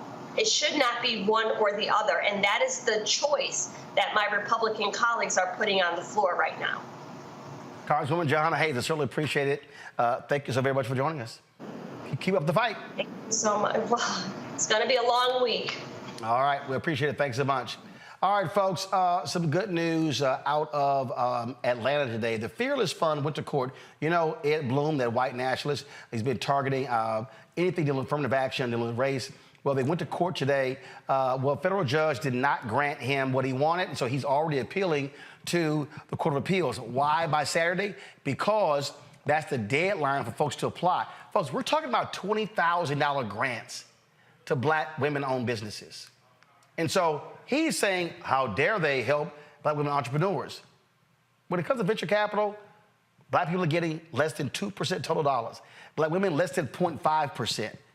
Oh, but they think, oh, we're just making off like a fat rat. So, again, he's appealing that decision. It's not over, but a great win by the Fearless Fund. And so keep up that fight as well. And so, and we must be opposing Ed Bloom at every chance we can get. Today, President Joe Biden joined United Auto Workers members on the picket lines. He is the first sitting president to join an active strike. He marched with Michigan workers demanding several benefits, including a 4% raise over 4 years, more safeguards for part-time workers, and a 32-hour work week, all of which Biden says they deserve. You heard me say it many times. Wall Street didn't build the country. The middle class built the country. Unions built the middle class. That's a fact. So let's keep going. You deserve what you've earned, and you've earned a hell of a lot more than you're getting paid now. Thank you very much. While the president was in Michigan, Vice President Kamala Harris was in Atlanta continuing her tour for the Fight for Our Freedoms tour. This time she was on Morehouse campus. This is the fifth stop. She was at Atlanta United University Center, of course, again, Morehouse Spelman and Clark Atlanta Morris Brown. She was taking questions from the audience on this time. And so she was, of course, Gia Peppers, Cedric Richmond. They were the moderators of this conversation. Here's some of what she had to say.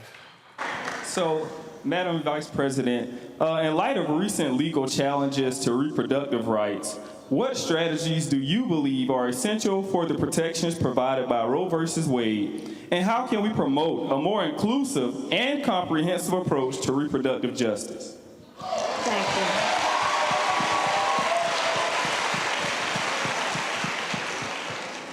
And I just want to point out an obvious point. That question was raised at Morehouse College.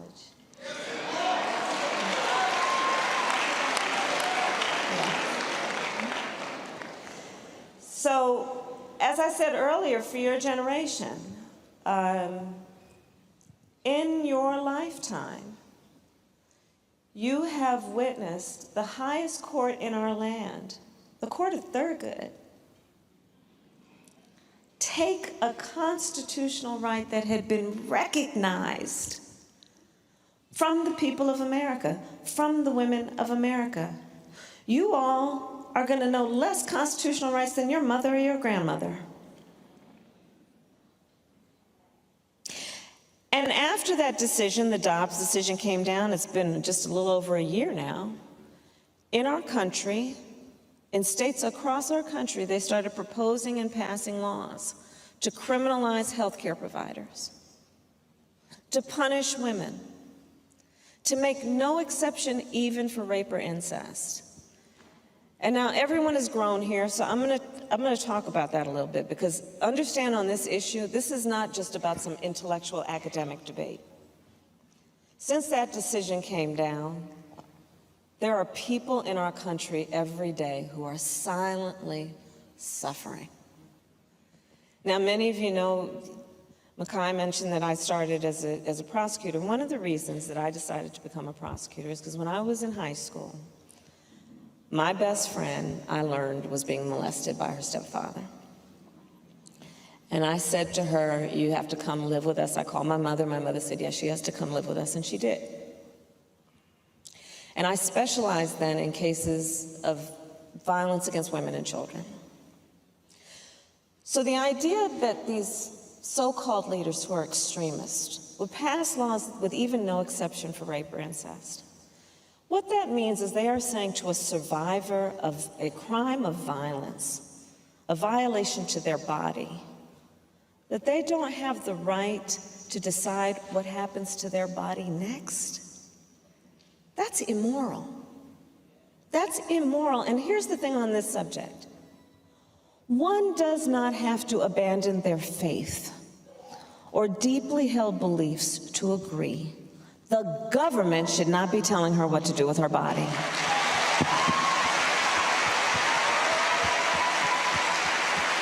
The government is not in a better position than she is to know what is in her own best interest. If she chooses, she will consult her priest, her pastor, her rabbi. But how dare these people in state capitals decide they're in a better position than she is to decide what's in her own best interest? And so on this subject, again, elections matter. Because here's the thing, if we have members of the United States Congress who agree to that point, which is that the government should not be telling somebody, that's up to them and their God and their choice. If we have enough people in the United States Congress who agree, Joe Biden has said he will sign into law putting back in the protections of Roe v. Wade. And here's the other thing, because we are in Atlanta, that I want to mention on this subject. Do you know, and I want to also congratulate the Morehouse Medical School of Medicine for what you've been doing on maternal mortality. on black maternal mortality. We've been working together on this because here's the thing. So do you know that, first of all, when we're looking at an issue like black maternal mortality, which is that black women are 3 to 4 times more likely to die in connection with childbirth than other women. And it has nothing to do with her socioeconomic status or her educational status. It literally has to do with the fact that when she walks into that clinic or that hospital or that emergency room, she is not taken as seriously, okay? Black maternal mortality. The top 10 states with maternal mortality, almost every one of them also has an abortion ban. So the hypocrisy again abounds because these people who are pushing these bans dare to tell us, well, this is for the sake of women and their children. Well, then why have you been silent on maternal mortality? Right? So it's important to see the connection between all of these issues, but again, elections matter, and every day in our country is having an impact on real people. And especially here in the South, where, you know, a working person, usually most people who seek abortion care have children. The majority do. So that means she's got to figure out if she's got sick leave that's paid, if she's got affordable child care, which she probably doesn't, if she's got extra money for bus, plane fare, how to go to a state where she can actually do what she feels is in her best interest. How's she gonna be able to do that? Why are we making people suffer like that? And so this is yet another example of what's happening. And you know, so one of the things that you all have learned, and I just love, I'm gonna just confess that I'm a geek on some things. I love Venn diagrams. I do. It was real excited. They was like, same. Someone is drawing one right now.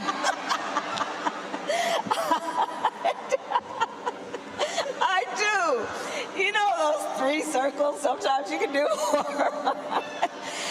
I think Venn diagrams are so helpful when you're trying to discern what's going on, especially when there's conflict. So I asked my team, I said, let's drop a Venn diagram. From which states are we seeing attacks on reproductive health care, attacks on voting rights, and attacks on LGBTQ rights?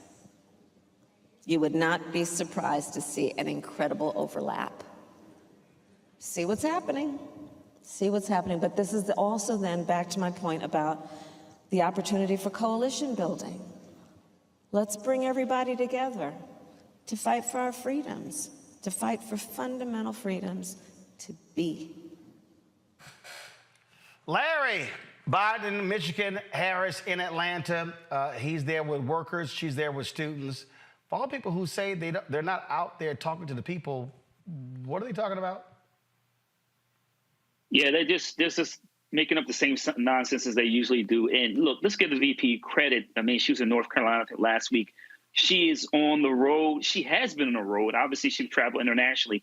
But this tour over the last couple of weeks, and obviously she's going to continue, is critically important, as we know that, you know, the Biden-Harris ticket did very well with young voters. And those votes are going to be critical in states like North Carolina and Georgia and other states throughout the country. So let's give, like I said, give VP Harris a lot of credit, her team a lot of credit, and realizing she needs to get out because she can speak to a lot of these issues. Also, President Biden, in terms of being in Michigan today, look, I come from a union home, and it's critically important, as he highlighted it. The unions help build the middle class. I'm from Pennsylvania. My dad was a union member. So it is critically important that these auto manufacturers who were bailed out by the country during the beginning of the Obama administration and reap the rewards. CEOs are making millions of dollars. We need to make sure that those automakers can take care of their families, pay their mortgages, send their kids off to college. They earn the raise, and it's time for the auto manufacturers to pay up. Mustafa. Reproductive justice, economic justice, workers' rights. That's the things that we're fighting for. And, you know, when we talk about reproductive justice, our community, out of all communities, should be supportive of that because we know what it feels like for someone to have the ability to tell you what you can and cannot do with your body. Let that sink in for a second, because that is a part of our history in America. People telling us where we could go, what we could eat, who we could pray, or when we could pray, or if we could pray. Everything was controlled by somebody else. And then to overlay that now with women telling them what they can and cannot do with their body, we should all be standing up and pushing back against those types of things. We also know on the economic justice side of the equation how critically important it is for us to be able to not just move into the middle class, but for us to be able to have a sustainable set of resources that allow us to pass from generation to generation to generation from the fruits of our labor. So if we are not supporting unions, then we're not supporting one of the vehicles that has helped Black folks to be able to navigate this country and to be able to pass something down to folks, especially their children. So in this moment, we have to stand in solidarity. We have to stand in solidarity with those union workers. We got to hold unions accountable also for those who haven't always been as allied as we would like. And luckily, some of that has most definitely changed. But that is one of the ways that we can actually help to strengthen our communities.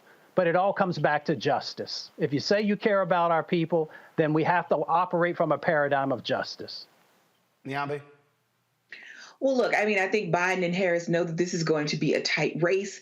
And I think these are not, you know, small commitments that they're talking about, whether to reproductive justice, talking to Black students, especially with student loan forgiveness. That was huge for Black communities. So I think they're doing what we would expect them to do. They're in an election cycle. We know it's going to be a difficult election. It's going to be a tight election. Unfavorables for Biden have been consistently high, if you will. And so I think there's a lot of need for them to be seen. So they're going to the places they need to go to. They're talking to the constituencies they need to talk to.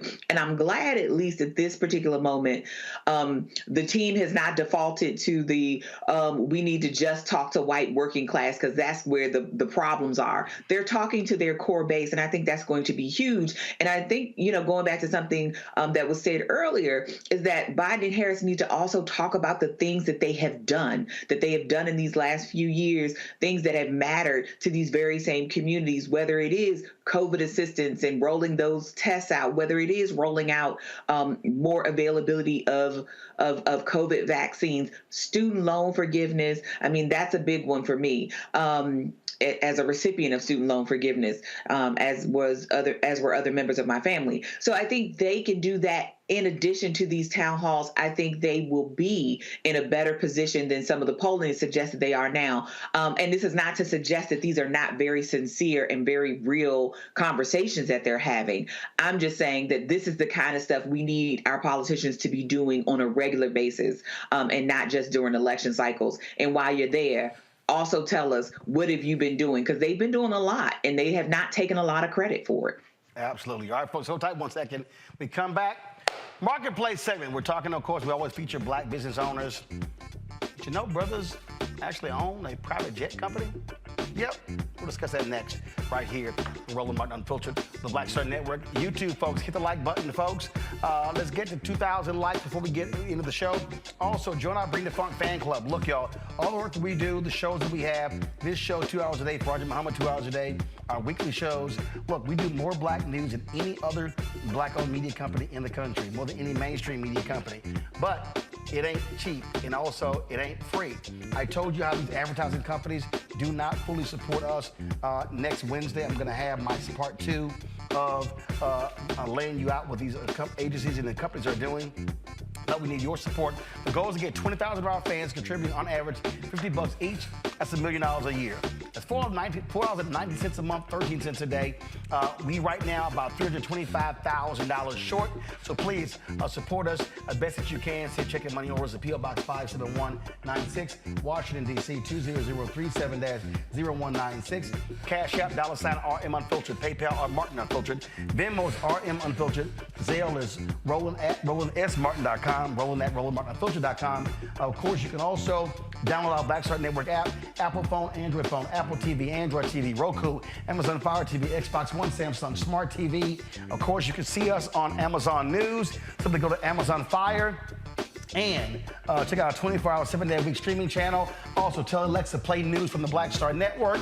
You can also watch us on Plex TV as well. So simply go to News and Opinion, go to their search, and then you can find the Black Star Network there as well. And of course, don't forget to get a copy of my book, White Fear: How the Browning of America is Making White Folks Lose Their Minds. Available bookstores nationwide, Ben Bella Books, Target, IndieBound, Books A Million. You can also download the copy, the audio version, Audible. We'll be right back. Next on the Black Table with me, Greg Carr. Democracy in the United States is under siege. On this list of bad actors, it's easy to point out the Donald Trumps, the Marjorie Taylor Greens, or even the United States Supreme Court as the primary villains. But as David Pepper, author, scholar, and former politician himself says, there's another factor that trumps them all and resides much closer to many of our homes. His book is Laboratories of Autocracy, a wake-up call from behind the lines. So these state houses get hijacked by the far right, then they gerrymander, they suppress the opposition, and that allows them to legislate in a way that doesn't reflect the people of that state. David Pepper joins us on the next Black Table, here on the Black Star Network. On the next Get Wealthy with me, Deborah Owens, America's Wealth Coach, less than 5% of the top executive positions in corporate America are held by women of color. We know it's not because of talent. A recent study says that it's microaggressions, unconscious bias, and limited opportunities being offered to women of color. On our next show, we're going to get incredible advice from Francine Parham, who's recently written a book sharing exactly what you need to do to make it up into the management ranks and get the earnings that you deserve. I made a point to sit down and I made a point to talk to people. And I made a point to be very purposeful and thought-provoking when I spoke to them. That's right here on Get Wealthy, only on Black Star Network. Next on The Frequency with me, Dee Barnes, the amazing Drew Dixon. She gives us the details behind the HBO documentary that shed light on the alleged sexual assaults by Russell Simmons. And we're talking about the Netflix documentary, Ladies First, right here on The Frequency on the Black Star Network. Hatred on the streets, a horrific scene, a white nationalist rally that descended into deadly violence. White people are losing their damn minds. As an angry pro-Trump mob storms the U.S. Capitol, we've seen shutdown. We're about to see the rise of what I call white minority resistance. We have seen white folks in this country who simply cannot tolerate black folks voting. I think what we're seeing is the inevitable result of violent denial. This is part of American history. Every time that people of color have made progress, whether real or symbolic, there has been what Carol Anderson at Emory University calls white rage as a backlash. This is the rise of the Proud Boys and the Boogaloo Boys. America, there's going to be more of this. Here's all the Proud Boys, guys. This country is getting increasingly racist in its behaviors and its attitudes because of the fear of white people. The fear that they're taking our jobs, they're taking our resources, they're taking our women. This is white fear.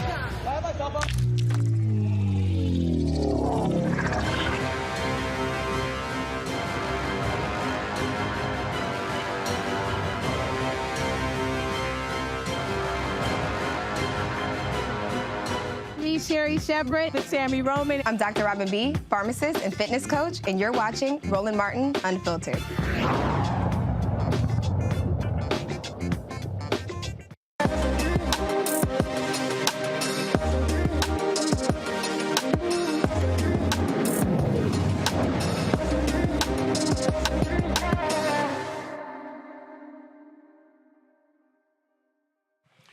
All right, folks, many of us travel all around the country. Y'all know how much I do, even when these airlines keep breaking my damn golf clubs. United, Delta, you know how we do. Southwest broke one several years ago as well. And so it's the headaches, of course, when you're out there and going through the airports and delays.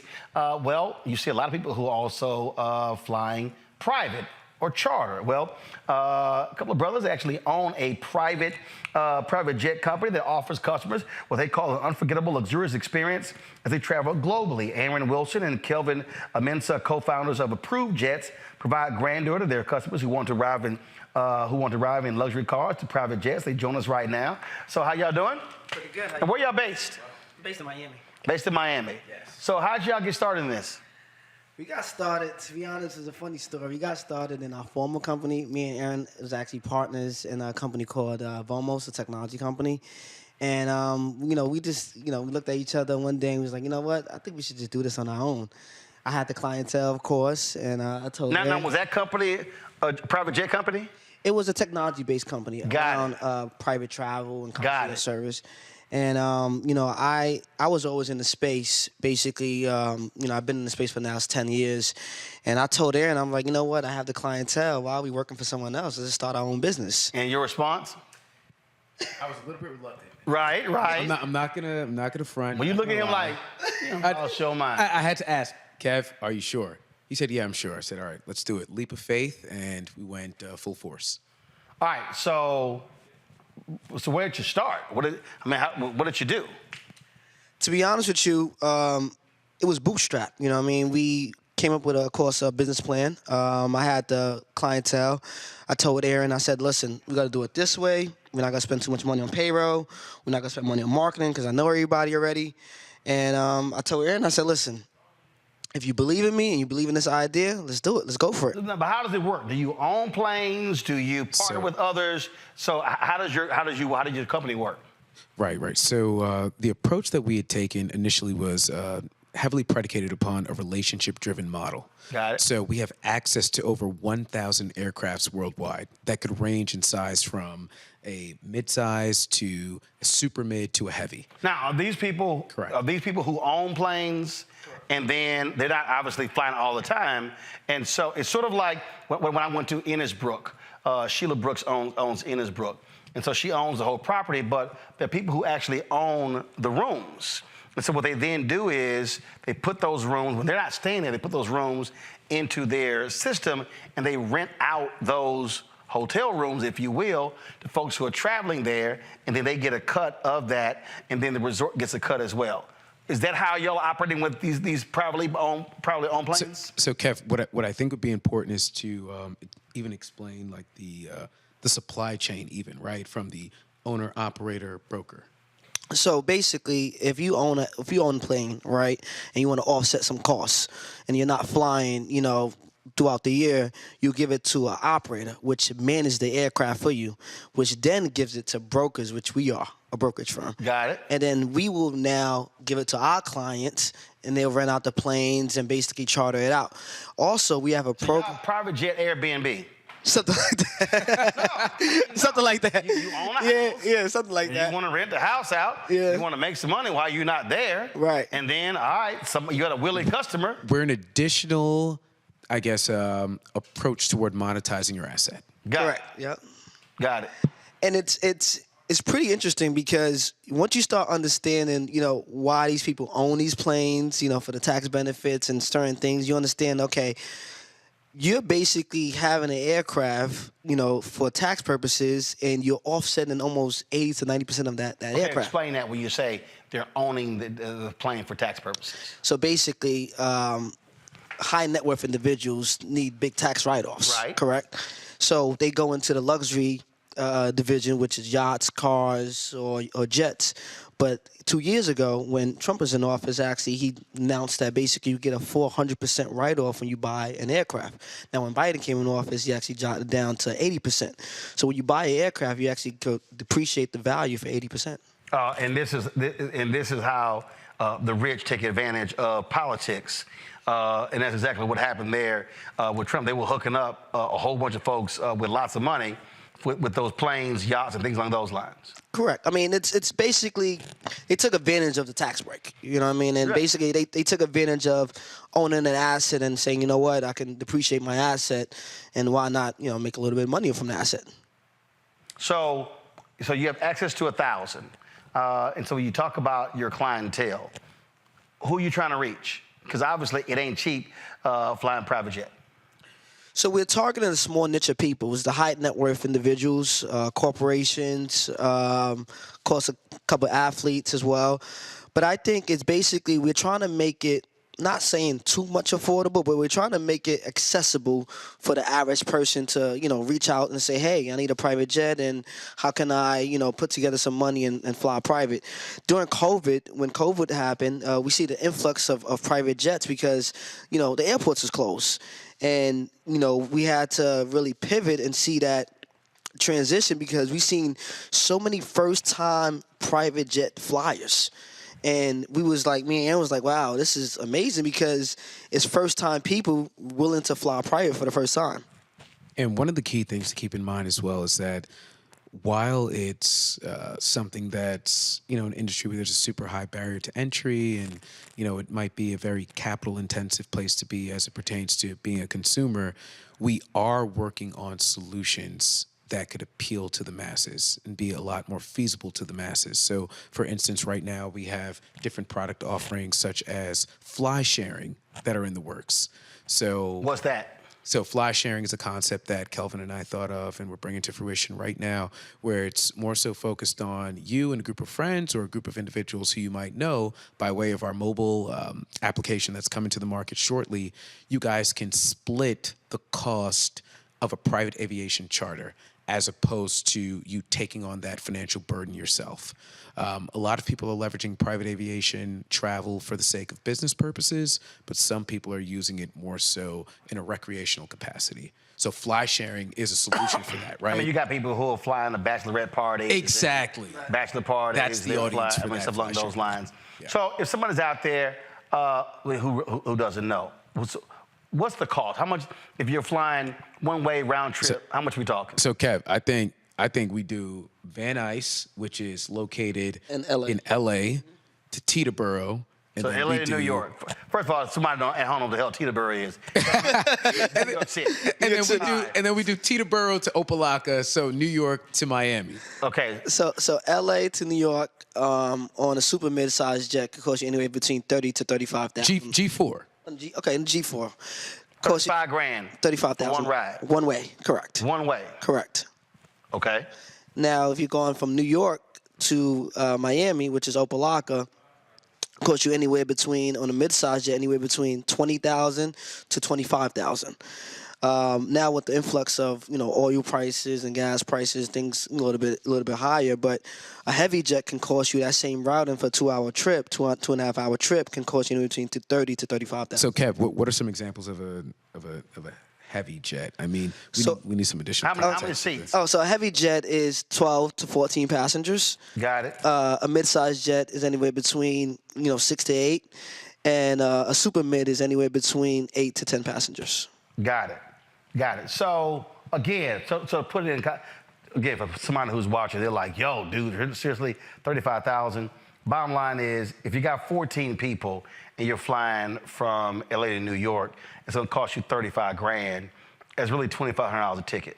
Correct. And if you look at prices, depending upon when you buy that first class ticket may be $1,200 or $1,500 or could even be higher. So Roland, to that point, there are some legs and some trips where it would actually behoove you to take a look at what the private aviation charter would be as opposed to buying the first class ticket, because it might end up working out a lot more cost efficient. So it's especially when you find a big group out as well. Exactly. Or when you're doing shorter. So something that people have to keep in mind about private aviation is that it takes a certain amount of fuel just to get in the air. Right. When you think about specific legs like Van Nuys to Las Vegas, so LA to Vegas, right. Common leg, weekend trip, Fridays, it takes a lot to get a bird in the air. So at that point, it might be a little bit too expensive or might not make sense from a big picture perspective for you to take that leg. You might want to do commercial. Because it's a quick trip. Exactly. But if you're flying 3, 4, 5 hours. Exactly. Correct. And are you seeing that? Are you seeing people who are not necessarily really, really high income earners who are doing that, who are realizing? Plus, it changes, frankly, your time and your schedule as well. Yeah, it's saving time, it's saving, going through an airport. It's more efficient. And to be honest with you, it kind of spoils you when you start flying private. So you start seeing the influx of people that don't really have the income starting to fly private in short distance. But to be honest with you, I look at it like, a gift and a curse, right? It's once you have the money and you want to spend on private aviation, the gift is the fruits of the labor. But a lot of people right now are real cost. They're looking at the cost of things. They're really, really only flying private when necessary now. And then also it's super important to point out the intangible, right? The intangible is the operative phrase here. Private. A lot of people are flying private because they want privacy. They don't necessarily. Well, that's what happened with Oprah. I'm going to my panel in a second, but Oprah was flying commercial. And so she told the story of she's on the plane, and this woman's like, "Oh my God, I love you, I need to hug you." And Oprah's like, and this woman just grabs her and hugs her. And when she got the plane, she's like, "Yeah, we're buying that plane," because her deal was kind of like, okay, folk are getting way too touchy-feely. And so when I saw that story, I cracked up laughing, but that's literally what happened. She was like, I'm not sure about the cost buying this plane, but then it was kind of like, oh, hell no, I'm not sitting here doing this here. And for people who are extremely busy, the time is a whole deal. Look, I know what happens when you get stuck in airports. In fact, I was just flying from, what the hell's my last trip? Oh, dang, I forgot where I was just coming from. And literally, the flight got canceled, and then it was supposed to be a 10 a.m., 9 a.m. flight, and then they got pushed to 10. Then they said, oh, we're not going to leave until 6. And then they were going to route me from wherever I was going to Chicago to D.C. Then it was kind of like, no, hell no. I called my sister, booked on this other airline. I think I took Southwest, and it left like 2 hours later. And again, so those things happen. So when you factor in the amount of time lost, especially if you're a business person, it makes sense when you look at, again, time lost, business loss, and all of those things combined. Questions from our panel. Let's see here. Larry, you're first. Yes. First of all, gentlemen, congratulations on your success. Look, because Larry, you got that private jet look. Yeah, every once in a while, you know how we do. You know how we alphas do. You know how we do it. So, my question is, you talked about, your success during the pandemic. And then post-pandemic, some businesses, small and large alike, are struggling. Have you continued to grow, or have you saw, in terms of the number of flights, people taking decrease? We continue to grow because we have strategies and targeting different aspects of the business. So we always continue to grow. Like Aaron said, we have a sister company that we're coming up with technology. We understand that technology is a way where to affect the masses. But we also continue to grow because I'm also targeting different regions around the world. So I'm launching in Africa. I'm launching in Dubai. We just came back from Dubai. So I am, if it's slow here in the U.S., it's picking up somewhere else. And something else that we've been heavily focused on, again, to, just emphasize that again, we're focusing primarily on implementing technology as well. Technology is scalable, and technology is going to afford us to be able to reach the masses, whereas our growth won't be heavily predicated upon human capital and headcount and having more brokers in the seat. Niambi. Yeah, so I'm just thinking about all the things we've been talking about this evening, and this is a really great business, it sounds like. But how do you talk about the sort of environmental concerns of more planes in the air and what this could also mean? So, no, very happy that you asked that question because... You know you beat Mustafa to that question. You know he was waiting to ask that question. Go ahead. One of the primary reasons why we've incorporated the concept of fly sharing is because we know that at the end of the day, the carbon footprint and how it's impacting Mother Earth and the planet is super important. And we want to be able to preserve that for subsequent generations to come. So with that, fly sharing is going to be able to reduce the amount of birds that we're putting in the air and also the emission of some of these, just different gases and fumes, et cetera, that are going out there in the atmosphere rather than everyone who has the means to be able to fly private flying separately. So fly sharing is one thing. In addition to that, we've also been looking into other methods in terms of how these aircrafts are being powered. Now, we have faced a little bit of resistance because we did take a poll as a company with some of our clients already as it pertains to electric powered aircrafts. And there is some sort of an aversion toward that because people don't feel fully comfortable. So while it is a heavy lift, we do have to start somewhere, and we're making a concerted effort to do so right now. Mustafa. Yeah, well, thank you for that last point. There is some new research on alternative fuel systems for airlines. We can always talk about that offline if you're ever interested, because I work with some of the folks. But my question is... My question is around price point, right? I know that this is sort of selective and exclusive, but do you, and I heard about the flex sharing, but let's deal with the reality of lots of brothers and sisters who are working hard. Do you have on the horizon plans to be able to have a more accessible price point for, let's say, folks who are upper middle income or something like that beyond just the flex sharing? Quite frankly, we do. However, that is something that we're we're in the works of working out right now, the intricacies of a huge partnership. We can't quite disclose. Kev, don't kill me. But it's coming soon. You'll see it very, very soon. Sounds good. Yeah, for sure. I think, with price points, it all factors on the influx of, the gas and things like that around private aviation. Now, we are working on something, like Aaron said. I can't speak too much on it. We have non-disclosures and things like that we signed, but it's coming real soon. It'll be, I'll say somewhat affordable for, I guess, the everyday people. Yeah, definitely.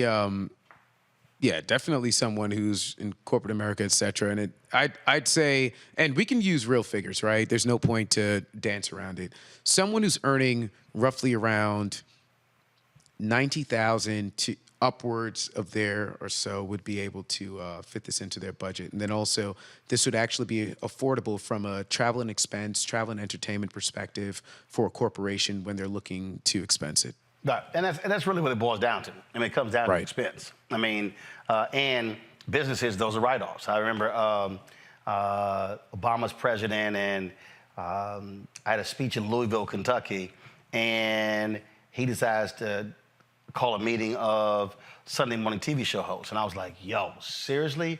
Y'all had to pick this day? And so go to the White House, and of all days, his ass want to be late. Normally, he was punctual. Of all damn days he want to be late, it was this day. And so you go in, unlike the idiot Trump, who we walked in there with phones and iPads and everything, we'd leave all the phones outside. So we sitting there, and I was like, yo, when he get his ass in here, I got to go. Had a flight out of DCA, plane was late. Then we was finally check IAD, then that plane was late. So I had to end up actually at the last second booking a plane. Wow. And like we were, so I didn't land until Louisville, Kentucky. I was supposed to speak at 7. I didn't land until about 9.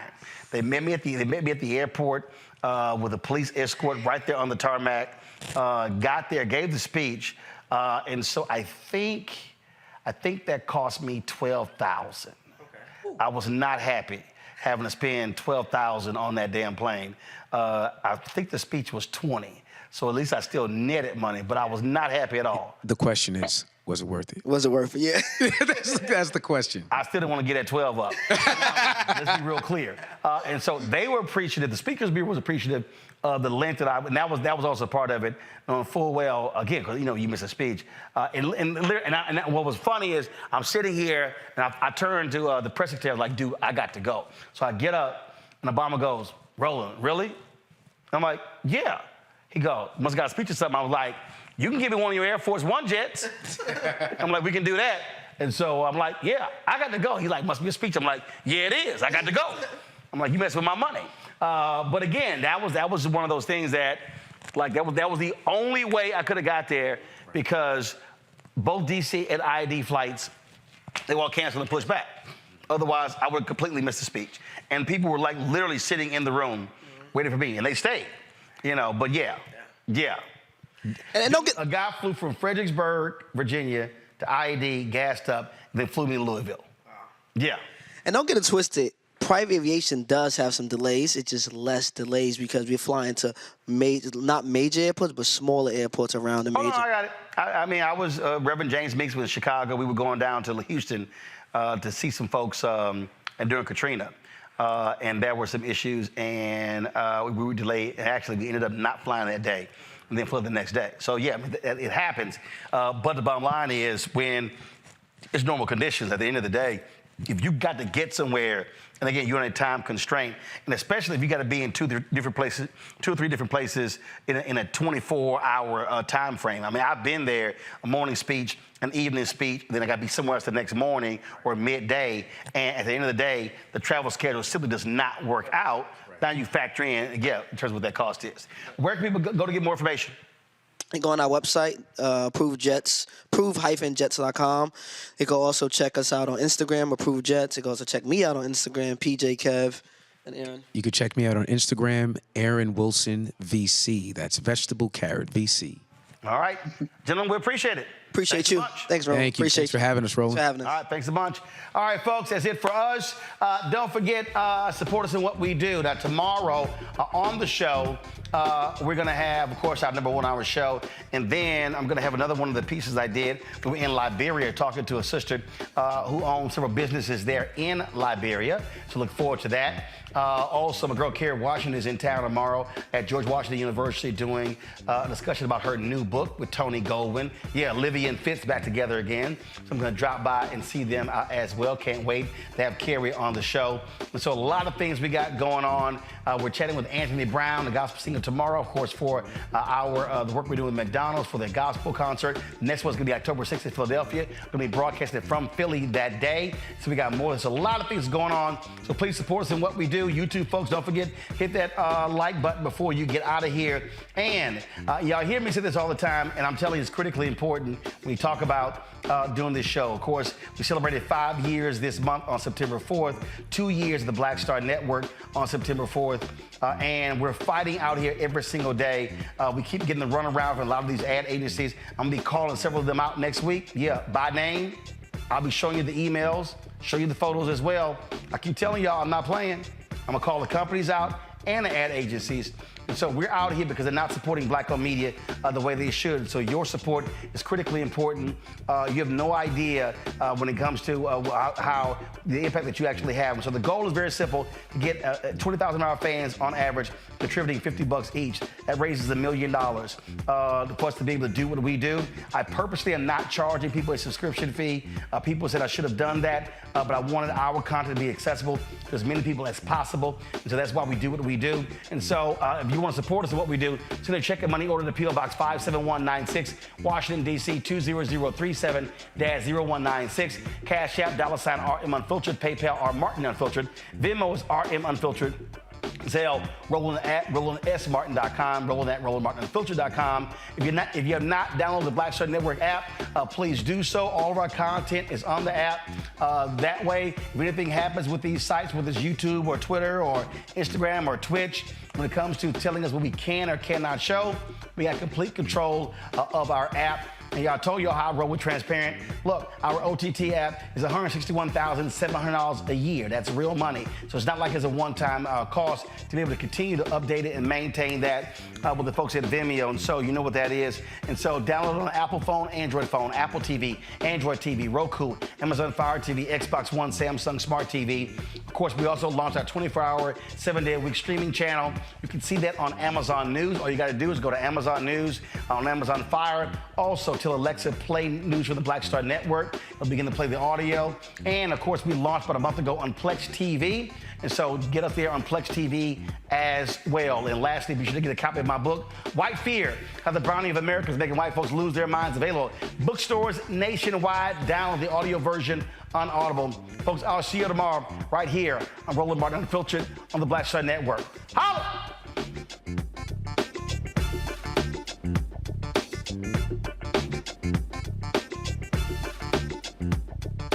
Folks, Black Star Network is here. Oh, no punches! I'm real revolutionary right now. Support this man, Black Media. He makes sure that our stories are told. Thank you for being the voice of Black America, Roland. Stay black. I love y'all. All momentum we have now, we have to keep this going. The video looks phenomenal. See, this difference between Black Star Network and Black-owned media and something like CNN. You can't be Black-owned media and be scared. It's time to be smart. Bring your eyeballs home. You dig?